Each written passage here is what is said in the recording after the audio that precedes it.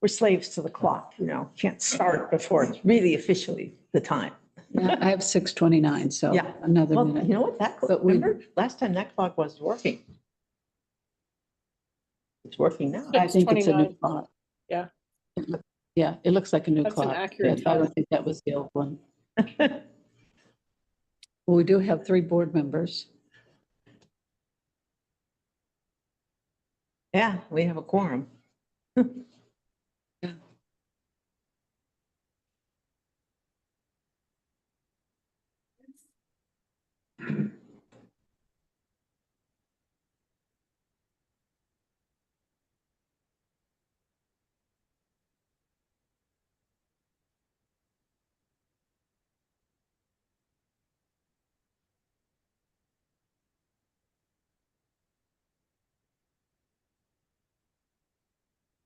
Okay, Marcia's coming in. I don't know if Roger's planning to attend. Yeah. Hi, Marcia.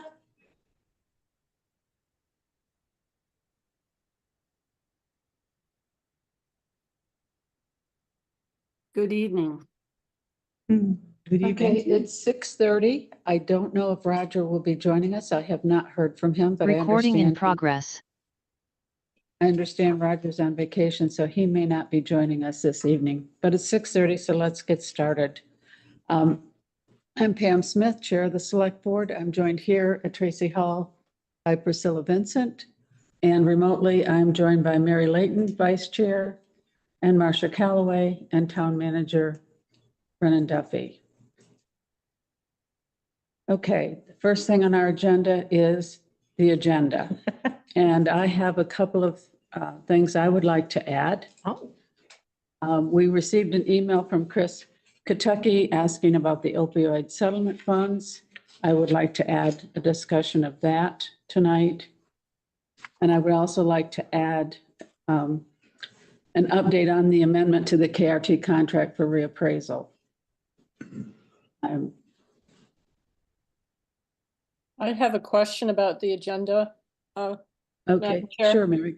So. Sure, go ahead, Mary. I noticed in your chair's report that you said at our June 26th meeting, we need to warn the special election. So I'm wondering if that's an Yes. action we need to take tonight? And would it, you have to add it to the agenda? It is number 5 on the agenda. Oh, okay, good. Oh, there it is. I see it. Just Yep. wasn't blue. Thank you. Yeah, I think the blue means that there's a link to take you directly to anything that's attached to the packet. Exactly. It just didn't pop out. So that's good. Yeah, Okay, yeah. we're good. Okay, Marcia, go ahead. I'm wondering about moving the town manager report higher up on the agenda, especially because there's things in there that are of interest to folks in town. And also, this is more a question for Brennan, understanding that there was, according to the town, your report, a site visit by Clean Harbors earlier this week. So if that happened, and if we should be thinking about the possibility for needing to take some action, does this need to be an agenda item? Brennan, go ahead. So I think what we decided at the last meeting was the Clean Harbor work is kind of an emergency response to the current situation at Moore Lane Bridge, and that we were going to just proceed with a contract with them to do some remediation. And so I don't know that any board action is necessary for that. Okay, thank you. Brennan, do you anticipate that that's under the $25,000? Did you get an estimate of what that cost might be? We've not received an estimate yet. I assume it will be over Okay. $2,500 and probably less than 20, 10,000. no, I meant 25,000. 25,000. Yeah, Yeah. I'm estimating it will be lower than that. Okay, all right. Okay, so on the opioid settlement funds, I don't have a preference on where that is. I don't think it will take much time. Maybe we could do that after number 8. Make it the new number 9. or 8A or something. Yeah, well, when we do A, I feel like it should be related to Oh, eight, and it's yeah, that's not true. really. Okay, And the KRT, I would like to do as the new number 8. We'll do it before the Lister's professional services contract. well, I'm okay with So- that. Okay, so 7 is the zoning administrator contract, 8 is KRT amendment. 9 would be Lister's. 10 would be opioid, and then it will move down from there. Marcia's suggestion that we move the town manager's report up. Where would you like to put that? I don't mind. I'm just thinking about the people in town who wait until the end of the meeting. Okay, no, that's a good point. After public comments or something, I don't know.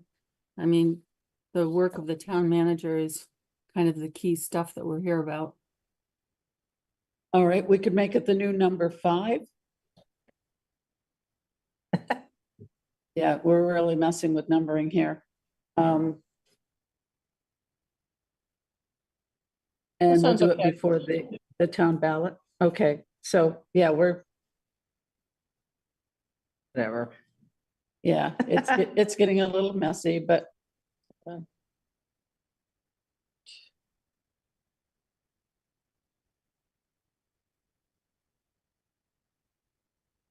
okay. All right, I think I've got it. All right, so would someone like to make a motion to accept these changes to the amendment, or to the agenda rather?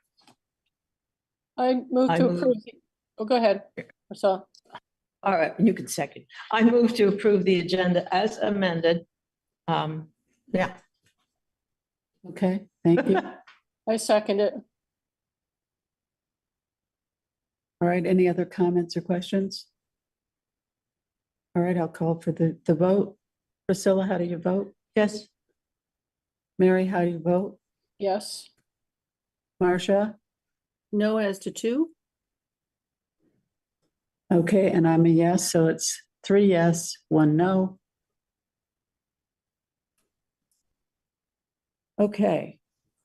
So the second item on the agenda is the chair's report. It was in the packet this time, so I won't bore you with reading it to you. Just says that I attended 3 meetings and I had 2 housekeeping items that I called to people's attention about waiting to be recognized and thinking about your body language. Okay, number 3, public comments for items not on the agenda. Are there any public comments? Yes, I have one. Sure, come on up, introduce yourself, please.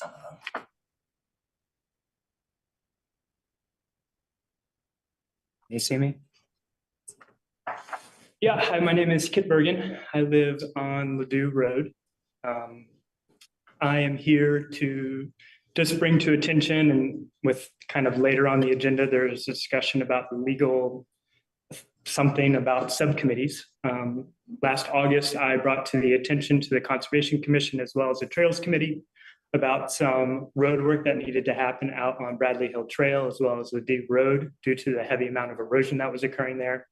I wanted to implement 2 water bars, a pretty minor impact on the land, and I wanted to do it properly through the proper protocols of the town. So I contacted those 2 entities thinking that they would help in the process. They basically took over the project. They have now, I would say, heavily disturbed probably a 1/4 mile of the trail. And I think that the way that they've gone about it is very unsustainable in the terms of, if you think of the 3 prongs of any sustainable project, thinking that you want to consider social impact, environmental impacts, and economic impacts. I think on a social standpoint, the group was very much well-intentioned, but unfortunately worked in a vacuum and did not communicate with anybody that adjoins these trails. No landowner was communicated with. I think the members of the road on Ladue Road, no one was contacted that work would be done at the end of the road. And I'm pretty certain that no one in the recreation community was commented or contacted of what would the trail be used for in the future. Because I live there and know a lot of bicyclists use the trail, and the way that it's currently set up is not usable by bike riders. So that's the social standpoint. On the environmental standpoint, this group, they decided to rent an excavator to go out and do the work. There is a pretty substantial amount of turnover of the soil, trail disturbances, and that was about a month ago, and nothing has happened since then. The Upper Valley Trail Association came out and did a little bit of work, but if you were to look at the Better Roads published by Vermont due to the Clean Water Act, there are very clear guidelines on what should be done if you disturb a trail, as well as if you disturb a Class 4 road, which is what this group did. Nothing has been done. The storms this past weekend led to a huge amount of erosion. And I think there could be a Clean Water Act violation occurring on the road, and there's been no response. I think it's the whole point of this project was to protect the roadbed, keep it in place, but ultimately Avery Brook. Avery Brook is designated as a highest priority conservation area by the state of Vermont. And that has been totally flouted by the group's trail work here. So I just wanted to bring it to the attention. Socially and environmentally, this project is completely unsustainable. The way that this group acted, in my opinion, is completely unsustainable. Economically, it may be sustainable just because they're cutting corners and not doing the proper work of seeding the roadbed, of laying out mulch and putting in sediment barriers so that water isn't, the sediment isn't getting into our waterways. And so I think all of those things I wanted to highlight to this group and the community, anybody that's listening, that this is happening. Hopefully this is an isolated event, but maybe not. And so that is my public comment for the day, is that, something has happened and I think it should be highlighted. I think it's unsustainable. I think several of my neighbors would agree with my perception of what's happened, especially from the social aspect, people that have been in the community for 50 years and no one was commented on. Do you think this is a good idea? Do you mind? What is your opinion? And I think we maybe should take a step back and think of how are these subcommittees acting within the community and making sure they're following the same guidelines that I would have to follow it as an individual to get permits, to talk to people, to show plans, maps. I don't think any of this happened. Well, thank you. I see Marcia's hand is up. Marcia, you wanted to make a comment about this? Yeah, first, if Mr. Bergen could just, I heard Kit Bergen, is that correct? Yes, that's my name. Okay, and It's Christopher, right? It is a nickname? Christopher is my real name. and I just wanted. But yeah, I go by Kit. Okay. I'm glad you brought this up. I think this is topical. And I'm wondering if all of this work was done on private property and who paid for the excavator, if you know. I think the Norwich Trails Commission paid for the excavator. It's all on public property. So it's legal trail at the top up on Bradley Hill. A significant portion, probably, I don't know, I could pull up a map, but I'd say probably 60% is legal trail, 40% is Class 4 road. It has veered, some of the ditching work has veered onto an adjoining landowner's property. I don't think they've discovered that yet. And then it goes along the Class 4 road. Okay, It's all public right of way. all right. So I think at this point, we should probably ask the town manager to work with the DPW director to look into this and see what's going on out there and see what the possible solution is to get this sorted. Would you agree with that, Brennan, that this is something that Chris Kaufman and you should be Chris is looking at? aware. Chris, I spoke with Chris earlier this week when he was back from vacation, and I had talked with Kip on the phone a couple weeks ago about his concern. So, yeah, I don't know what the solution is that we would be seeking here. I think Kip is calling out that he feels. My name is activity Kit. is- Kit, sorry. Kit with a T. With a T, sorry, I was thinking it was Kip. So yeah, I don't know that there's anything that can be done to reverse what has occurred here. And I'm not sure No, what we would be asked to do. Yeah, in my mind, it's stabilizing what has been done. So I think the work that has been done is okay. I think it was heavy-handed. It could have been planned better, but what's done is done. What I think needs to go forward is we need to stabilize the sediment that has been moved, just like you would do in any logging job. If you were to do at any construction site, when you disturb soil and expose raw soil, you have to stabilize that area. That is land management 101. When you disturb that soil, you contain it. You know, whether you put out seed, you put out mulch, you put in silt screens. That is very much best management practices. Okay, thank you. I see Will Smith has his hand up. Go ahead, Will. Need to sit closer to the microphone. There's a lot of echo in between the two microphones of the select board and the gentleman sitting about 6 feet from the mic on the table. Either move his closer to him. No, the one on the table. Yeah, move that one closer to the gentleman sitting. There you go. Okay. Right. Was that your comment? That's it. All right, thank you. Okay, well, I guess my concern is that, you know, we don't control what the Trails Committee does. We assume that they are, you know, they know what they're doing and that their work is necessary. But when it comes to class 4 roads, I think that the DPW should probably be involved in anything that's done on a class 4, on any town road, whether it's class 4 or otherwise. So I would ask Brennan to work with DPW and see what can be done to solve the problem if there is a problem on the town road. Okay? Will, you need to take your hand down and put yourself on mute, please. Oh, sorry about that. I did. Well, thank you for your time. Yes, thank you for bringing that to our attention.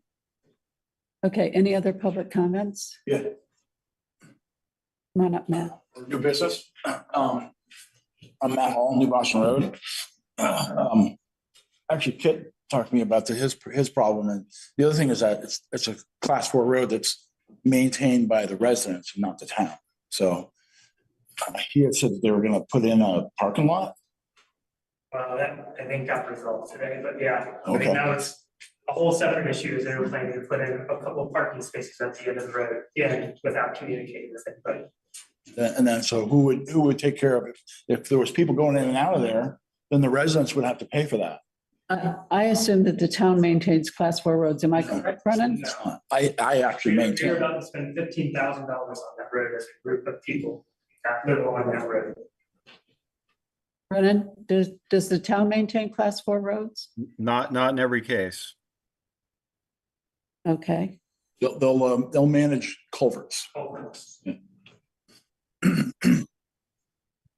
So the other thing I'm concerned about is it's something that's been going on for a while is a lot of the waterways around town that I frequent or drive by, and they just seem to be getting cluttered with a lot of stuff. And I've watched during some recent hurricanes, a bunch of rivers and brooks overflow, and I kind of think that the town needs to be aggressive in trying to keep those waterways clear. I actually spoke with a guy who is in charge of waterways from the state, because the state has jurisdiction over waterways, and he said, "Well, go to a select board meeting and get the town to contact me, and I'll come out and take a look." I know New Boston Road on the Crooked Quarter Mile, there's just loads and loads of brush and logs. Turnpike Road, which saw, I don't know, $750,000 worth of work done a few years ago. Tiger Town, I haven't been out there in a while, but I hear that's getting bad too. We monitored the waterways. we would be less likely to be hit with large bills for cleaning up when the roads got eroded away. So. Okay, well, I'm not sure we have the staffing to, I don't know how we go about that. might take, years to get to all of them. Well, I think ultimately, it's like the select board contacting this guy from the state and say, hey, we would like you to come out and take a look. Okay, And once that's done, he'll say, oh, yeah, you can fix this. And then we just have to do that. On top of everything else. right. That is, But if we don't, is if the it issue. doesn't get done, there's a possibility. I mean, if the crooked quarter mile got washed away, you'd have to go around the other way every time you go to town. These corridors, these traveling corridors that get used so heavily and have these waterways that go right next to them, they get washed out. It upsets a lot of. Yeah, there are a lot of down trees in the Yeah. books. Yeah. So anyway, Right, my spiel. right, thank you. Yeah. Any other public comments?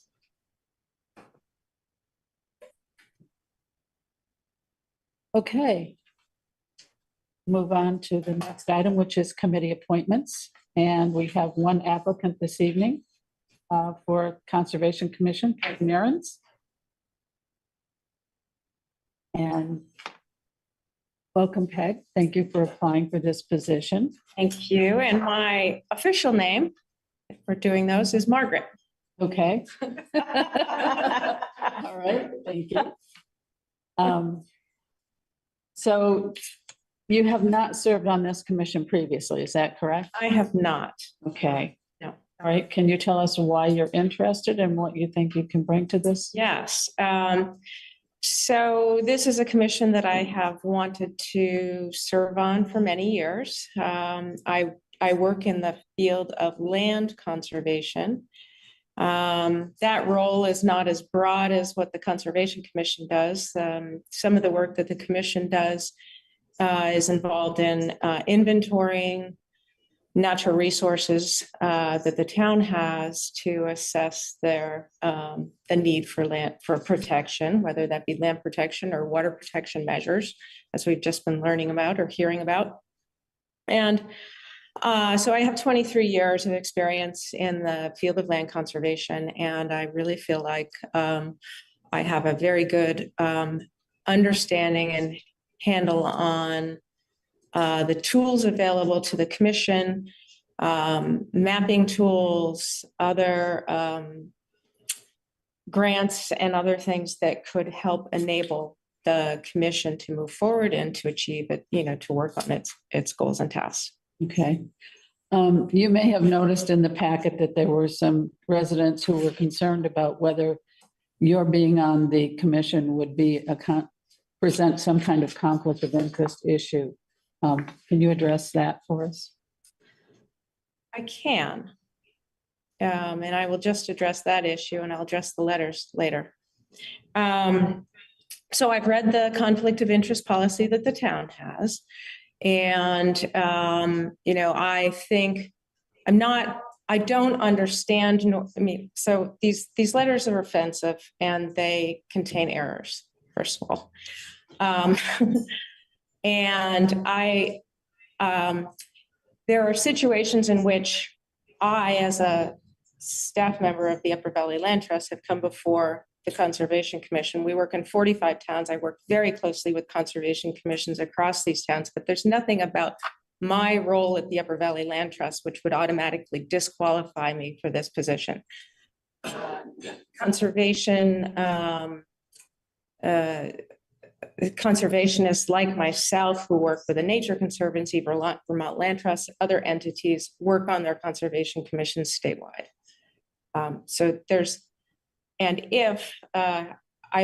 If there were a project that came before the town where funding was needed to fund that project, I could assign it to a different staff member at our office. I oversee 3 other conservation staffers.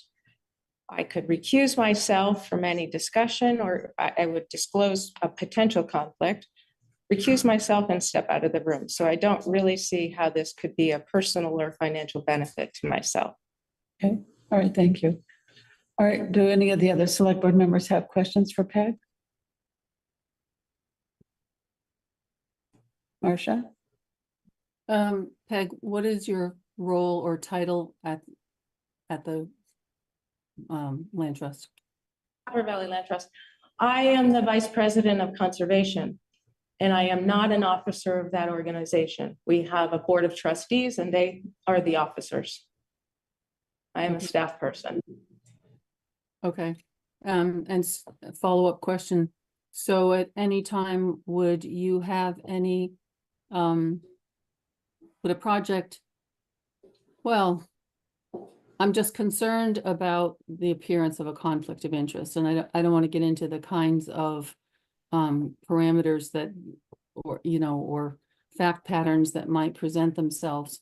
But I'm just mindful of the Secretary of State's publication about municipal law basics, which, you know, advises that you avoid even the appearance of a conflict of interest. So I don't know the genesis of these concerns that people have raised, but it does seem like there's a lot of interaction between the, you know, the two entities. And so I'm just a little concerned. Sure. Let me describe the latest conservation project that I brought before the town and my role in that. This was the Woody Adams Conservation Forest. I came before the Conservation Commission, presented that project as an opportunity for the town to protect this parcel. Actually, I worked closely with Craig Lane. Craig had already been in touch with the landowner, and this was a parcel of land. So our organization doesn't act on anything unless it's a town priority when we're seeking funding. So the Conservation Commission ran public hearings. People had opportunities for input. The Conservation Commission made a decision that they would support the project. We sought funding in order to obtain other state grants in order to buy this property and to then give it back to the town protected. So all of this was to benefit the public and public interest. None of this money, all of the money was used to purchase the property. So again, I don't see how this provides a benefit to our organization or to me personally. You know, it is work I do. And again, I can recuse myself or it's simply because I feel like these individuals have issues with the Upper Valley Land Trust. And I'm not sure how that disqualifies me as simply being a staff person at that organization. Thank you. Thank you. Any other questions? Any other comments? Yeah. Priscilla, go ahead. Comment. I was really surprised to see that people would write in and go, what? I mean, aren't we, you have such wonderful qualifications. And I did wonder if there was some kind of personal edge to the. I can't say. Because I don't see why it would be a problem. I think you would be a great benefit to the town.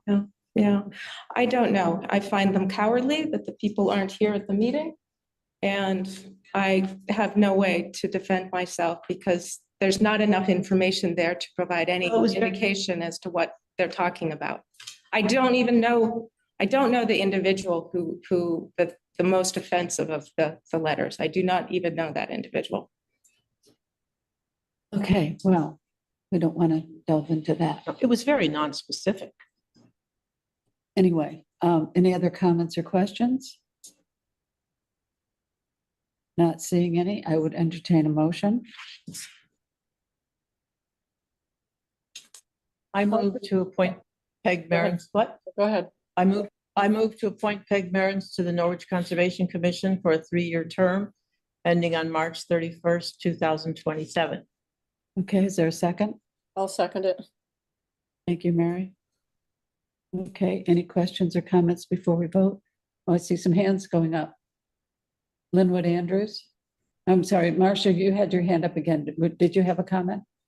I was just going to make sure that we could hear from Linwood because she's on the commission. Okay, right, all right. Go ahead, Linwood. Yes, I wanted to speak in support of Peg's application to be on the Conservation Commission. I'm speaking as an individual. I'm not speaking on behalf of the entire Conservation Commission, but I think that we would just benefit so much from her expertise, her knowledge, her experience. And I urge you all to vote for Peg to join us on the Conservation Commission. Thank you. Right, thank you.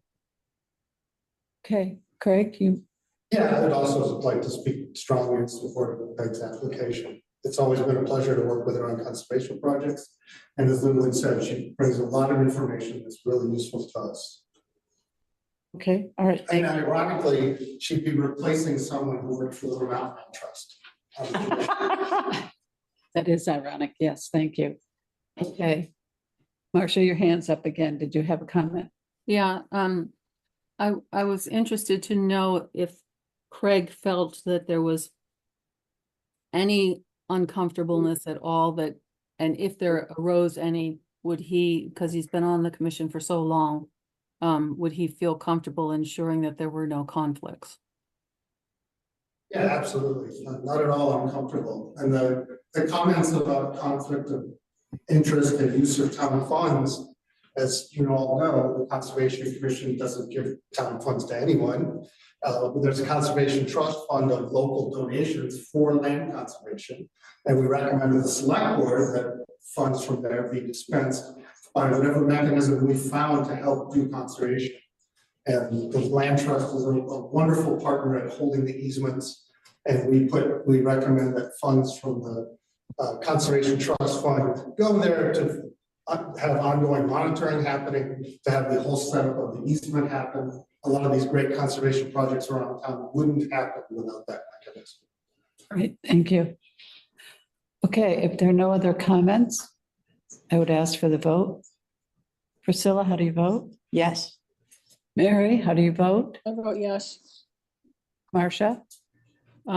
Acknowledging that I find the letters concerning and disturbing, I'm compelled by the commission itself, so I'll vote yes. Thank you, and I'm a yes. So it's 4 yes. Welcome to the Conservation Commission, and thank you. Thank you. Well, this is wonderful.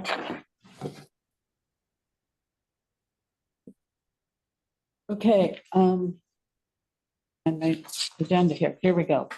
We said that we were going to do the town manager's report as number 5.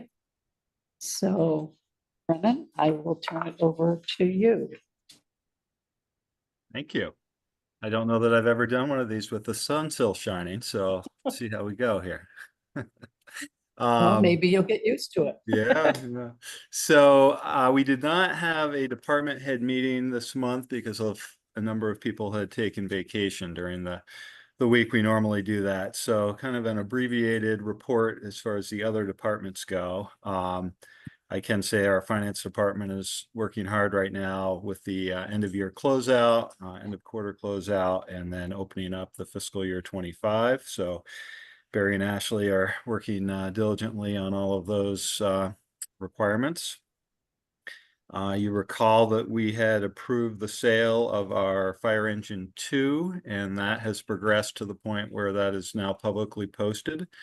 I believe the deadline is the middle of July for sealed bids to be received.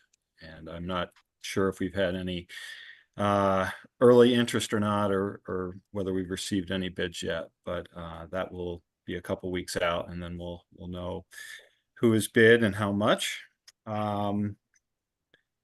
I guess I'll just go now into the town manager's office updates. I'll just read through these quickly. I'll start with some good news. On the hiring side, we have made an offer that was accepted for our administrative assistant. And we have a local resident here of the town who has accepted that position and will be starting the job next week after the 1st of July. So that is good news, and we'll maybe disclose the full name and information here at the next meeting, or people can come by and visit her. The Alcott Road Bridge update. So we have at a previous meeting, selected Winterset Incorporated as the contractor for that project. I've had some discussions with the family of the resident there who lives in the one house on the other side of the bridge, related to temporarily relocating her while that work is being done, because there's no easy accessible way to get in and out of there without a car, and there's some mobility issues at play. So it looks like we have come up with a solution for that. We are expecting the project to begin on July 8th, which is a Monday, and anticipate it will be completed by the Friday of that week, the 12th. So that will be a pretty focused effort there by the contractor to get their crew in and remove the deteriorated metal and replace that with new beams and deck. And the contract for that actually just went out today, so I have not signed that yet. It's with the contractor at the moment for review. The Hemlock Road, an update there is that we continue to work with the engineers at Stantec on the 90% complete design plans. We actually had a meeting, Chris Kaufman and I, with one of the engineers who's leading that project, and answered some more questions about the details of how this will be done. From a timing standpoint right now, the suggestion is that we hold the actual RFP that will go out for the project until later in the fall. And the reason for that is the contractors in the summertime are very busy, and we would expect a better response probably later in the fall once most of their work is wrapped up and they start looking for jobs for their next year. And so that made sense. We're also trying to determine if the road itself will need to be closed temporarily completely to vehicular traffic, or whether there might be a way to have limited access that would allow, folks that are living on the other side of that embankment to get back and forth for a period of time while the construction's underway. So I don't have a firm understanding of whether that will be possible or not, but that was one of the questions we had asked of the engineer. Moore Lane Bridge update. So we've had a visit, as we talked about earlier in the meeting, from Clean Harbors. They came out on Tuesday morning and met with Chris Kaufman and looked at the site again. It was actually one of the representatives who was here back in 2022, so he was fairly familiar with the project and the site. And they are at this point going to provide us a bid of what it would cost to have their crew come up possibly as early as next week and do kind of a immediate remediation of the emulsions that have made their way onto the abutments and clean those up and potentially add some additional absorbents that I think would buy us some time to kind of study and make some informed decisions. And obviously, once that cleanup has occurred, we would continue to be vigilantly monitoring that just to make sure that we weren't in danger of having emulsions getting down all the way into the waterway again. And I think we had talked at the last meeting about next steps that were more permanent, more kind of larger scale solutions here. After thinking about this, talking with a few folks, I would propose that we would potentially issue an RFQ, which would be a request for qualifications, and that would allow us to receive bids from firms that thought they would be able to work with the town on different proposals, potentially ranging anywhere from containment to removal of the decking. I think we will need to have some level of expertise involved there. And I think just going out with a request for a proposal for a certain aspect of a project is not going to yield us the best results and the most, I guess, comprehensive look at solutions. So if that is agreeable, I don't know that I actually need an action from the board on that, but I guess that would be my recommendation, is that our next step be to start working on a request for qualifications related to a long-term solution to the Moore Lane Bridge issue. Okay, I see Marcia's hand is up. Marcia, did you want to comment on this? Yeah, I actually had a question. if this would be information. Well, I'd like to have results in time for budgeting because I anticipate this will be a, expensive thing. So do you think it's likely that the RFQ could produce, I mean, that's an impossible question maybe, but produce results so that we'd have it in time for budgeting? I think we can realistically issue an RFQ, we usually give 30 days for people to review it and respond.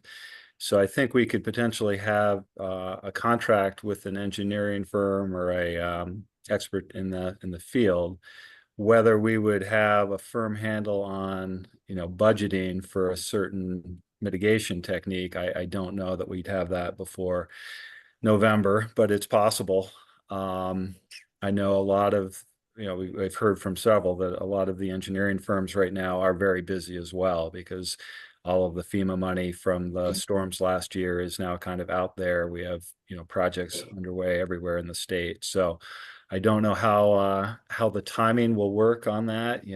I would suspect, again, we would probably be looking at starting a mitigation project next year. I think that's probably a reasonable time frame. So whether we have a good handle on costs by the time we get into our budgeting for fiscal year 26 is unknown, I guess. All right, thank you.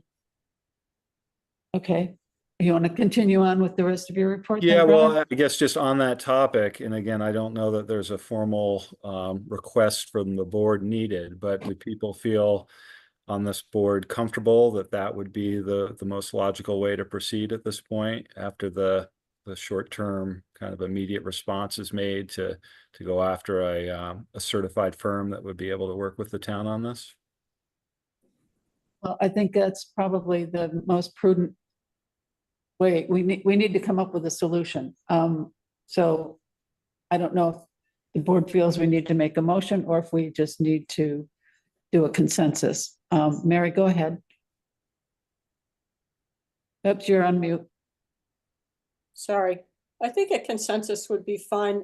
I would be kind of in the replacement camp, but just based on knowing that if it's gone, there won't be a problem. But I also felt that in our prior conversation that we did talk about that there might be someone who has a creative solution that does not include such a drastic step.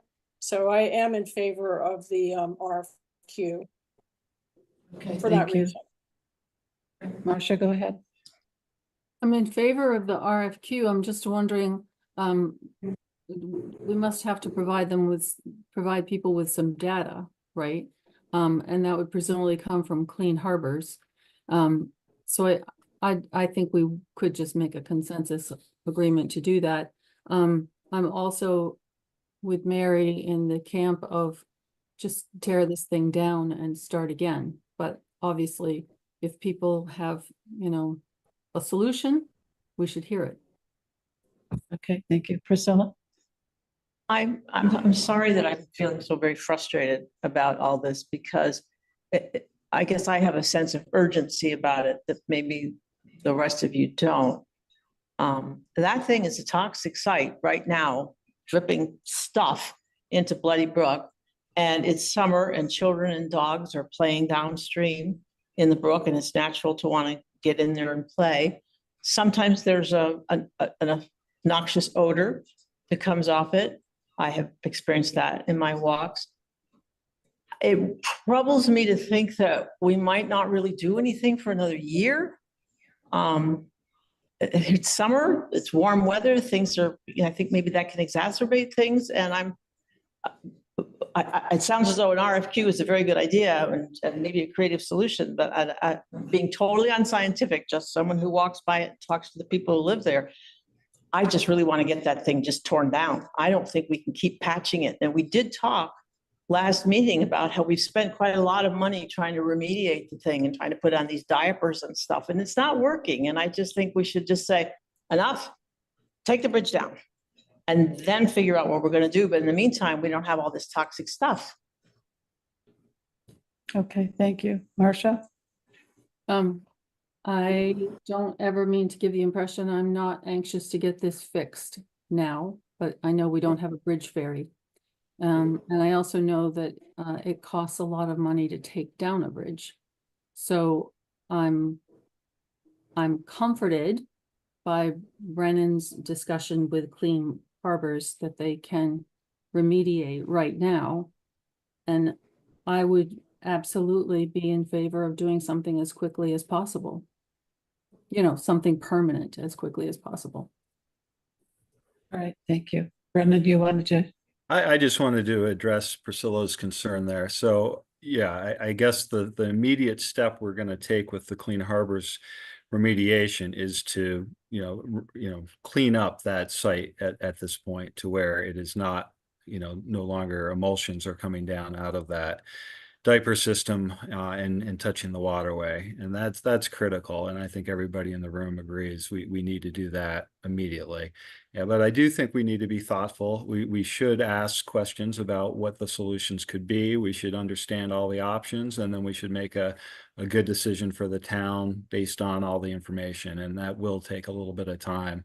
And I guess I would agree with Marcia that just removing the deck of that bridge and having that material removed is going to be costly. And I don't even have a real guess at the number there, but I would guess, possibly 7 figures just to remove that. So we hadn't budgeted for this. It's going to be something we're going to need to plan for. So I guess I just would urge us to be thoughtful and not make kind of passionate decisions based on what we're seeing right now, because I think we can deal with what we're seeing right now. But there does need to be, I think, a long-term solution to this. We can't just come back every summer and have a problem there. Thank you. Mary, go ahead. Just wondering if, I'm assuming that, if we do send out the RFQ, that someone will say, well, you really have to tear it down and you have to also send everything to the toxic waste site. And then if you want to rebuild, there's, decisions to be made about the, do you want a slightly larger bridge that would carry more weight and so forth.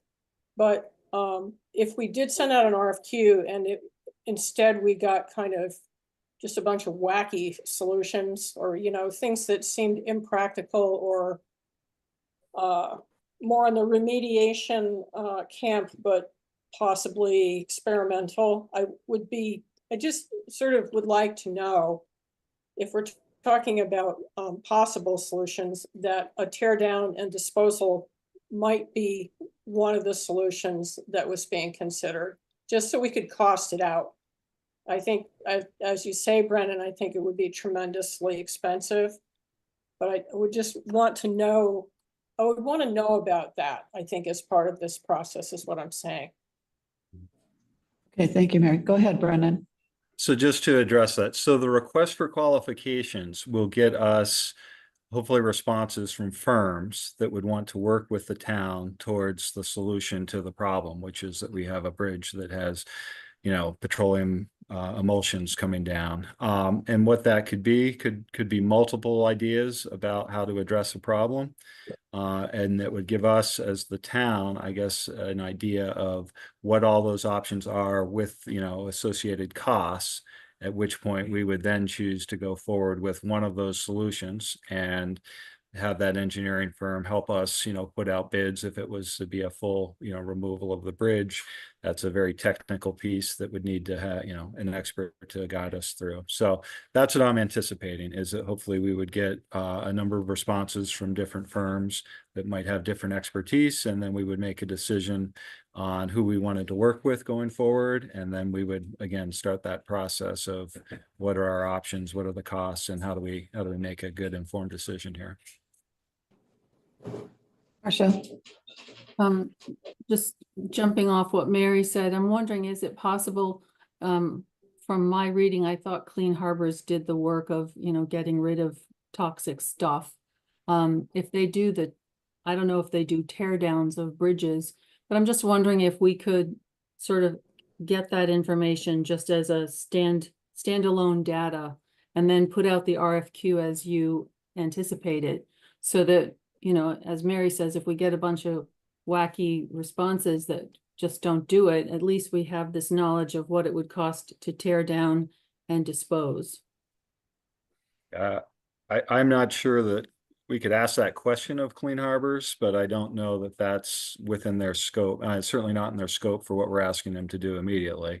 And I think that might be more of an engineering question as far as the deconstruction of a bridge structure, more so than a, you know, contaminant issue, which is what they would specialize in.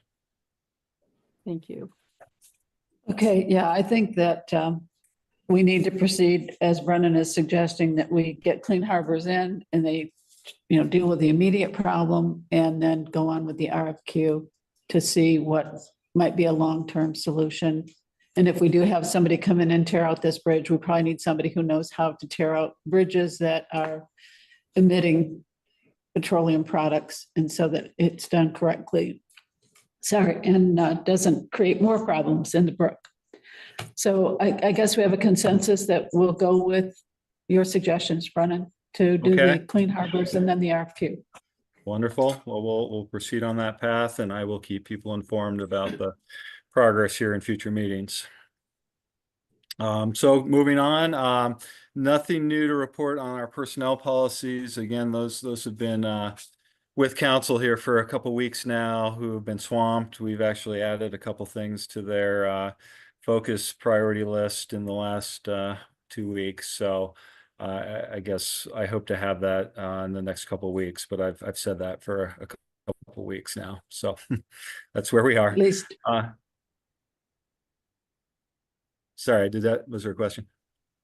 no, I said at least 2 weeks. You've said that. Yeah, no, I'm cognizant. I've been telling you we'll have this. The Tracy Hall energy audit question that came up. So last meeting, we had talked about how our energy audit priority had kind of been bumped down by the state in their funding matrix. And I did reach out and had a discussion with our architect and let him know kind of what had happened to our timing, and asked if he thought they should or could proceed kind of in the interim with other pieces of the project. He was fairly certain that we should wait, that we really, what they have out now are kind of some of their subcontractors that looked at some of these energy pieces or heating system pieces that need the energy audit information. So there's another one. I guess we're just going to defer here for a period of time until we have that information in front of us. Likewise, the Beaver Meadow Road, I don't really have a whole lot of new detail. I think at the last meeting, we had all agreed, maybe it was 2 meetings ago, we'd agreed that we were going to proceed with shoulder work on 2 sections of the road. And honestly, I've not heard back from the local contractor about a firm pricing schedule or a schedule for time. So we will be following up on that. And again, I think we're looking at the summer at some point, just trying to fit into a schedule there. The transfer of the telecommunications is underway. Nothing more to report there. No report out on the hydrant rental fee update with the fire district. Again, we had met about a month and a half ago with a representative of the fire district and the fire chief to talk about the cost of that. And I think they're due to come back and make or request another conversation, I guess, but we haven't had that yet. The question that had come up about the contract we have for use of the school building and grounds for our recreational department activities. So I think we have a good resolution, which is that we will create a memorandum of agreement that just states that if the town have to incur costs outside of what we had anticipated based on not being able to use the facility, that we would just deduct those out of that annual fee that we pay in December. And I believe everyone has agreed that that's a fair and amicable way to kind of get to, you know, any issue that the town would have, any concerns there about the current camps, I think have been worked out between Bree and Jamie Teague. And so I think we're in a good place there for the summer. Camps have actually started this week. And I guess that's all I can say about that at the moment. I mentioned just again, we continue to post for these open volunteer and commission seats. And then I have two kind of new updates that didn't make it to the packet deadline. Just to let folks know, we did receive word back that we were not awarded the VCDP planning grant for the affordable housing project. We actually had a meeting with some of the Affordable Housing Committee members and myself and staff from VCDP who kind of explained that there was, as we had talked about internally, some concerns about the site and the feasibility and the viability of locating housing up there on the near the transfer station, I guess. So I think the marching orders we were given was they do appreciate Norwich looking at affordable housing as a important topic and would like us to try to locate other potential sites that could be used for larger scale affordable housing and kind of come back with maybe another grant proposal at some point. And then we are going to talk a little bit later in the agenda about the KRT contract, which we were able to successfully execute this afternoon. So we have a second amendment to that, which basically will extend the contract with KRT out for a year. And that will give the townwide reappraisal hopefully enough time to be thoughtfully completed and not feel that we're trying to rush this in and potentially making an error. So, well, I'm sure we'll talk about that in more detail. So that's all I had for the report. Okay, I have one comment that I'll defer to others. Priscilla, did you have something you wanted to say? I did have a comment, and it's not to criticize anybody because I think everybody in the town is doing what they can. But it's again to express my frustration about this energy audit because we kind of went into last winter's heating system on a wing and a prayer. And we're set to do the same thing again. And we tried with the best of intentions. It seems such a great thing to get this energy audit. And now it just seems to be just putting a stopper on the whole project. And so I'm very frustrated with those people, not anybody in the town. I don't know what else you can do. Well, I'm worried about the winter. because we're getting a free energy audit, we thought that was the best way to go, but now it's. You get what you holding up- pay for. yes, it's holding up the other project. Yeah. All right. Okay, the comment I have is on the, what's termed here as the hydrant rental fee. I look back in the records and July of 2022, the fire district sent an email to the town talking about the upcoming increases for what they're calling fire protection fees, fire protection charge. And apparently the town did not budget for these increases, and I'm not sure why that wasn't done. But we now have an invoice for $30,000 that's dated March 6th, and we're coming up to the end of the fiscal year. We hold it open 45 days to pay anything that is due before June 30 or invoice before June 30. And so I would hope that within the next 45 days or 50 days that we can get a resolution to this so that this invoice can be resolved. I just don't understand why we didn't budget for these increases. So I'd like to see that move forward. Marcia? Mary can remember this too, I'm sure, but I was on the board then, and the board majority didn't want to vote for that, to pay that amount. Well, if It wasn't. when you budgeted. get it, when you get increases from the town of Hartford for dispatch fees or from the town of Hanover for ambulance fees, do you decide that you're not going to budget for those increases? I'm just telling you, you said you didn't know what happened, so I told you what happened. But my question is, when you get an invoice for, or an email telling you that the charges are going to go up and you don't budget for them, that doesn't mean that they don't come due. Yeah, I was for it, but it didn't happen. Okay, Mary, go ahead. You're muted, Mary. Sorry, I'm muted again. It seemed to me that for a long time, it was around $11,000, and then it just jumped up so dramatically that, I do think that it's worth discussing what is the underlying cause. And, we can't really negotiate with the ambulance service, of course, and when people are ill, they do need an ambulance, but I think we can have a discussion, and we are having discussions with the fire district about why the fees have jumped up so dramatically. So I think that's just fair. And then, There's an underlying reason why that invoice is hanging out there. Yeah. I right, guess- but we have 45 days to get it on this fiscal year. Because if we decide to pay it after those 45 days, then it goes in the next fiscal year, and they're telling us that it's not going to be $60,000 next year, it's going to be $90,000.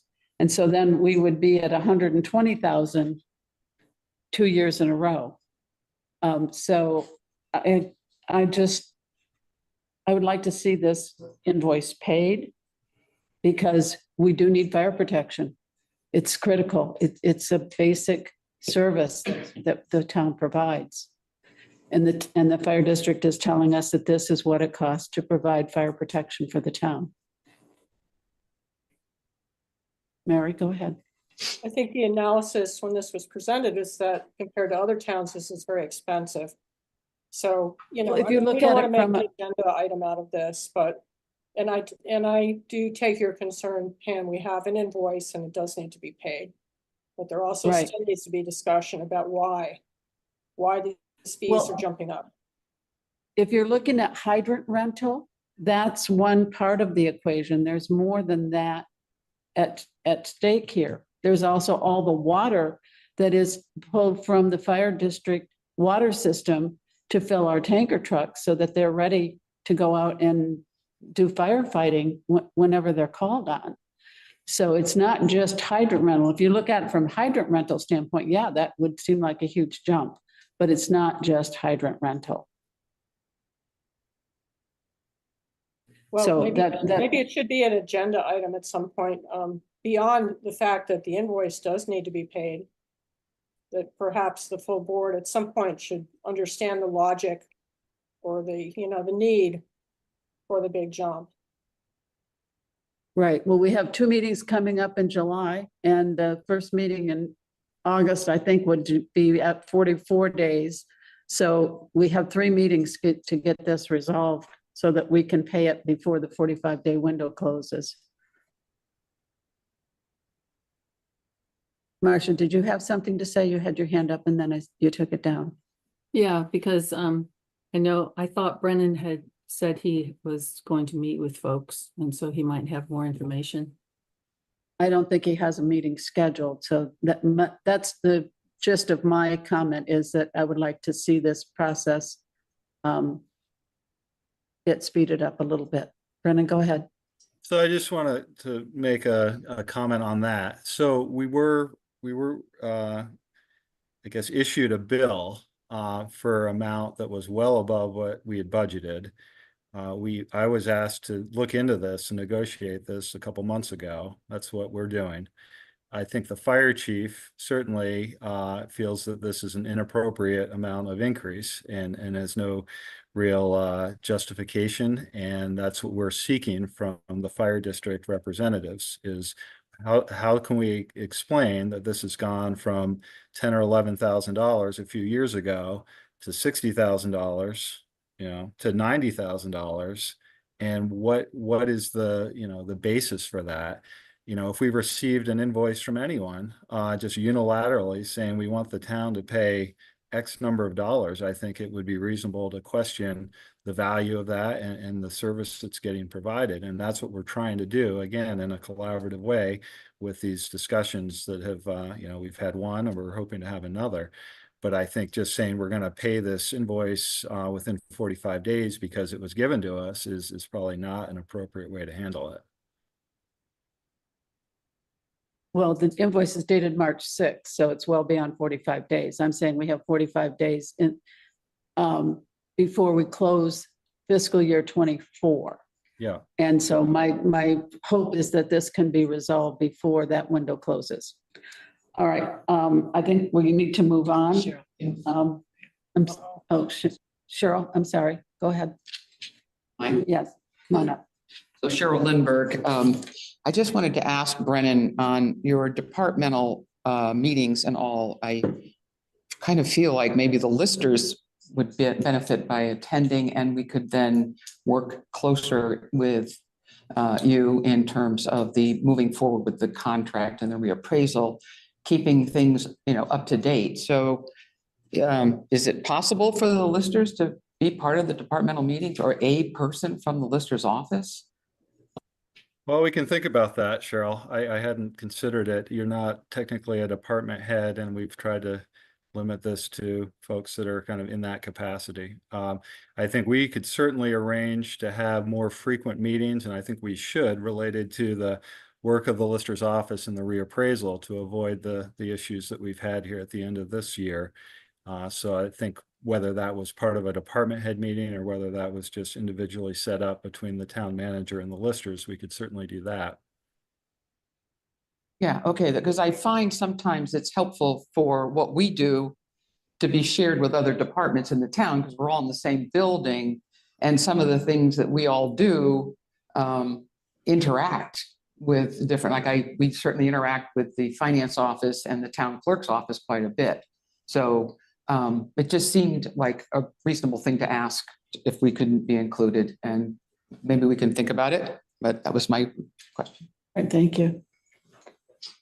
Okay.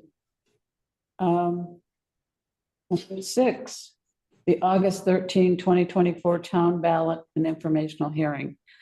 I believe it was February 24, the board voted to put the issue of the listers' compensation on a special town meeting warrant on August 13. I met with the town clerk, and she tells me that she must order the ballots on July 10th. So we cannot postpone making this decision to our July 10 meeting because it would be after her deadline.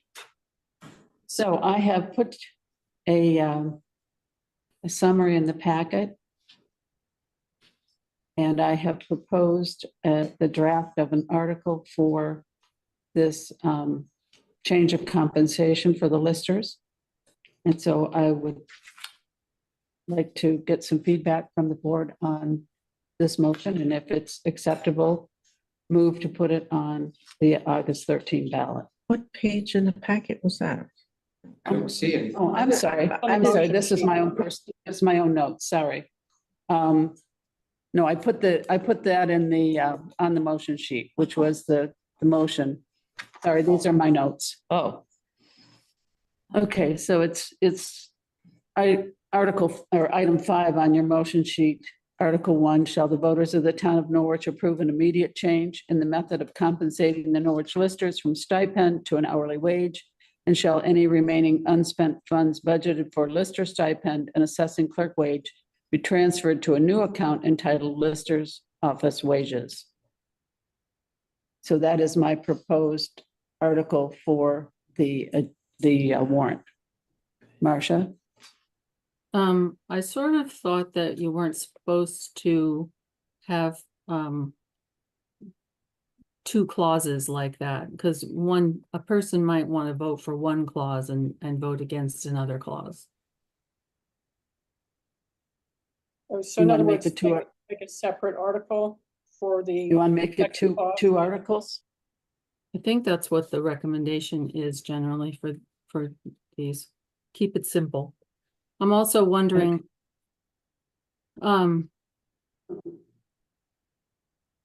it's a bit apples and oranges, which has always been the problem. Stipend was supposed to be, as I understood it, 1,500 per person, 3 people. And then this doesn't say what the hourly wage is. So I'm wondering if people are going to want to know, what's the hourly wage going to be? I don't think the voters set the hourly wage. Well, that's the other convolution of this, as we've all talked about, you know. Who sets that? The select board, they just determine what category I believe that the listers would fall under. And because that's certainly what we did with the town clerk last March. We should look back at that advice of counsel. We had advice of counsel on the town clerk. No, on this particular issue. I'm just gonna look at that quickly. But carry on. Brennan, you so- wanted to say something? Well, my only comment, again, I had mentioned this to you, Pam, on the motion sheet, was how appropriate it is to actually ask voters to move monies within department lines. I think that is normally kind of an administrative work that we would determine. So that second half of that about moving monies out of a lister stipend and assessing clerk wage into a new account. I don't know that that's necessary to go before the voters. I think that would be kind of the administrative piece that would go along with an approval that they're going to move from a stipend to an hourly. And when you say administrative, do you mean select board or town manager's No, office? I was thinking probably, the finance department is going to set up those accounts. So I don't think we normally instruct the finance department as to how to do that.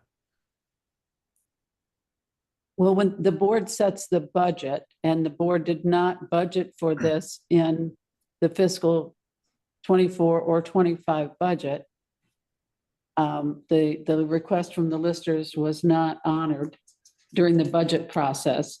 So if the board had taken that action that was requested, then this would be resolved and the finance office would follow the instructions of the select board to create that account, because that would be coming through the budget. So I think this is a select board or a voter decision. And since the select board deferred to the voters on this, my intent is to get voter approval to make these changes. One is the from stipend to hourly wage, and the other is what is the funding source?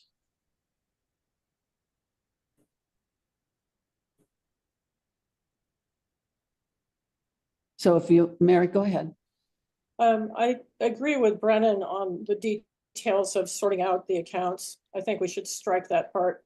And I'm also wondering on the hourly wage, if it could be expressed as based on regional norms or based on, some standard wage that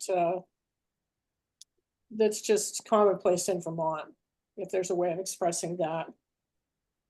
Appropriate hourly wage, that I think that each profession probably has a range of wages that are typical. So. Well, I think if you look in the VLCT report, there's a wide range of wages that are paid to listers, and it's each town makes their own decision on how they compensate their listers. A few towns do stipend, but the majority of them do wages. And so it's up to us how we feel that this position falls on our wage step and grade chart. Mary? Oh, just to follow up, I would keep this very simple and just include the first clause, and I'd be happy with that. Strike the second clause. Don't specify the wage, because I think what we're asking is just a shift in the structure. And the simplest, the sort of most dramatic change would be making it hourly. And perhaps the listers would, make a case for what they needed hourly.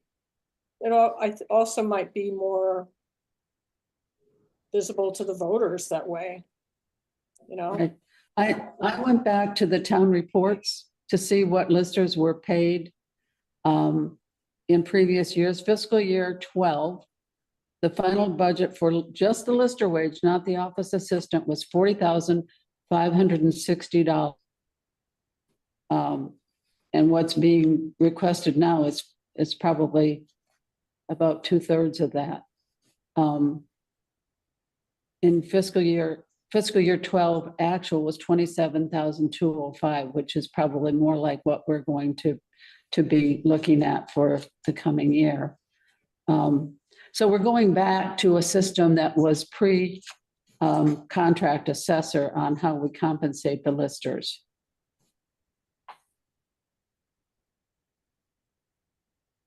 Marcia? I'm also still confused because we've got an outside lister that we're paying for. We've got the non-existent assessor, which we were supposed, you know, if you look back at the old minutes and of meetings, which we've done before, the agreement was that there would be an assessor in the office and that we'd have the listers and that would work well. And so we don't have that now. We don't seem to be advertising for an assessor.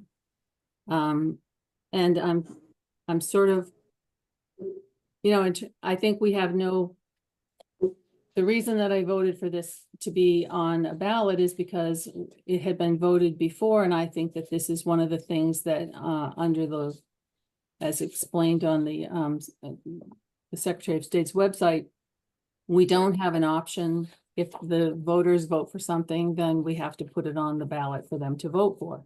But I also think we have an obligation to sort of make it clearer, you know, what they're paying for. Because the expectation from some time ago, and I don't have the minutes in front of me, was that we would have a different structure of office. And right now, it doesn't look anything like what we had or what people expected. Mary? Thinking about all the variety of people who have helped to support the lister's office, it seems to me that everyone has had, well, with the exception of a stipend, has had an hourly wage. I mean, are we talking, I don't think we're talking salaries. It has to be some form of payment, a stipend, a salary, or an hourly wage. So what's wrong with just calling it hourly wages for whoever needs to support the work of the listers? Just keep it simple. Cheryl's had her hand up for quite a while. Cheryl, you want to come up and speak on the topic?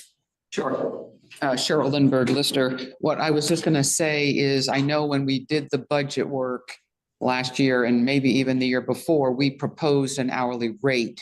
So maybe that's in the budget minutes back in those meetings. I don't know, but we did work on a rate at the time of the budget. So that's one thing I wanted to say.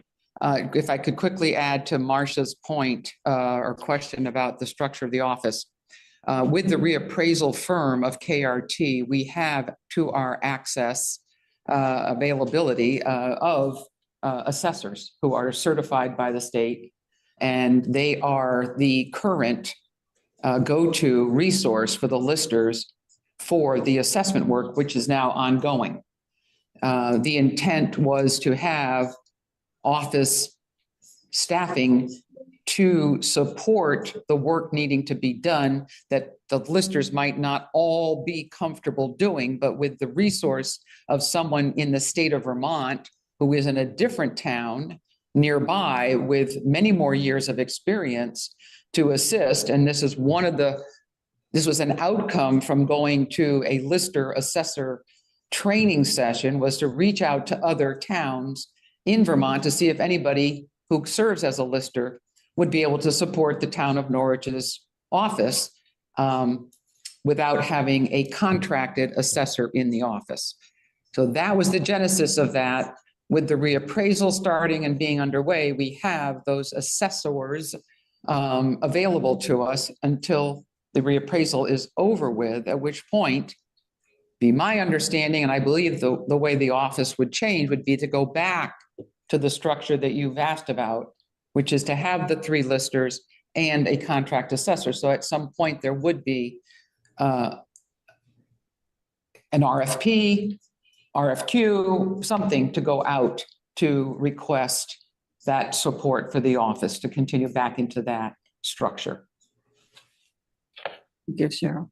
Marcia? I agree that there has to be some form of remuneration, and the question that I was looking up was the FLMA or whatever it is that I was concerned about before. So I guess it just begs the question then, does if the vote is successful, does that mean that the listers expect that what they had asked for in the budget previously for an hourly wage is what they would get? Or does it come back to the board for a determination? Because the board didn't agree to that before. Right, well, typically, the board sets the budget and we don't micromanage the operation of the office. You know, these are elected officials and they have a budget that they need to stay within. And I would assume that they'll not set a hourly wage that would blow their budget. So that's my assumption, is that we would trust the listers to do their job to the best of their ability and live within their budget. Because any other, Sounds good. okay, Yeah, sounds very reasonable.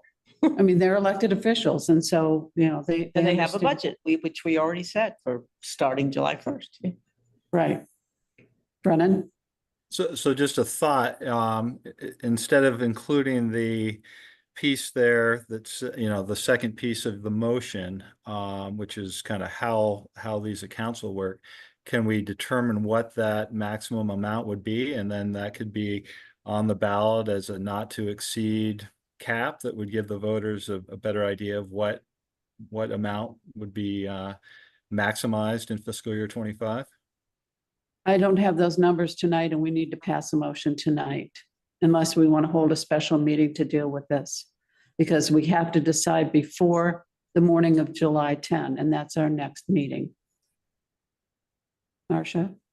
Actually, those numbers I think are in the report that's in this packet. We know what's left in the budget and we're only talking about the rest of this year. No, we're not.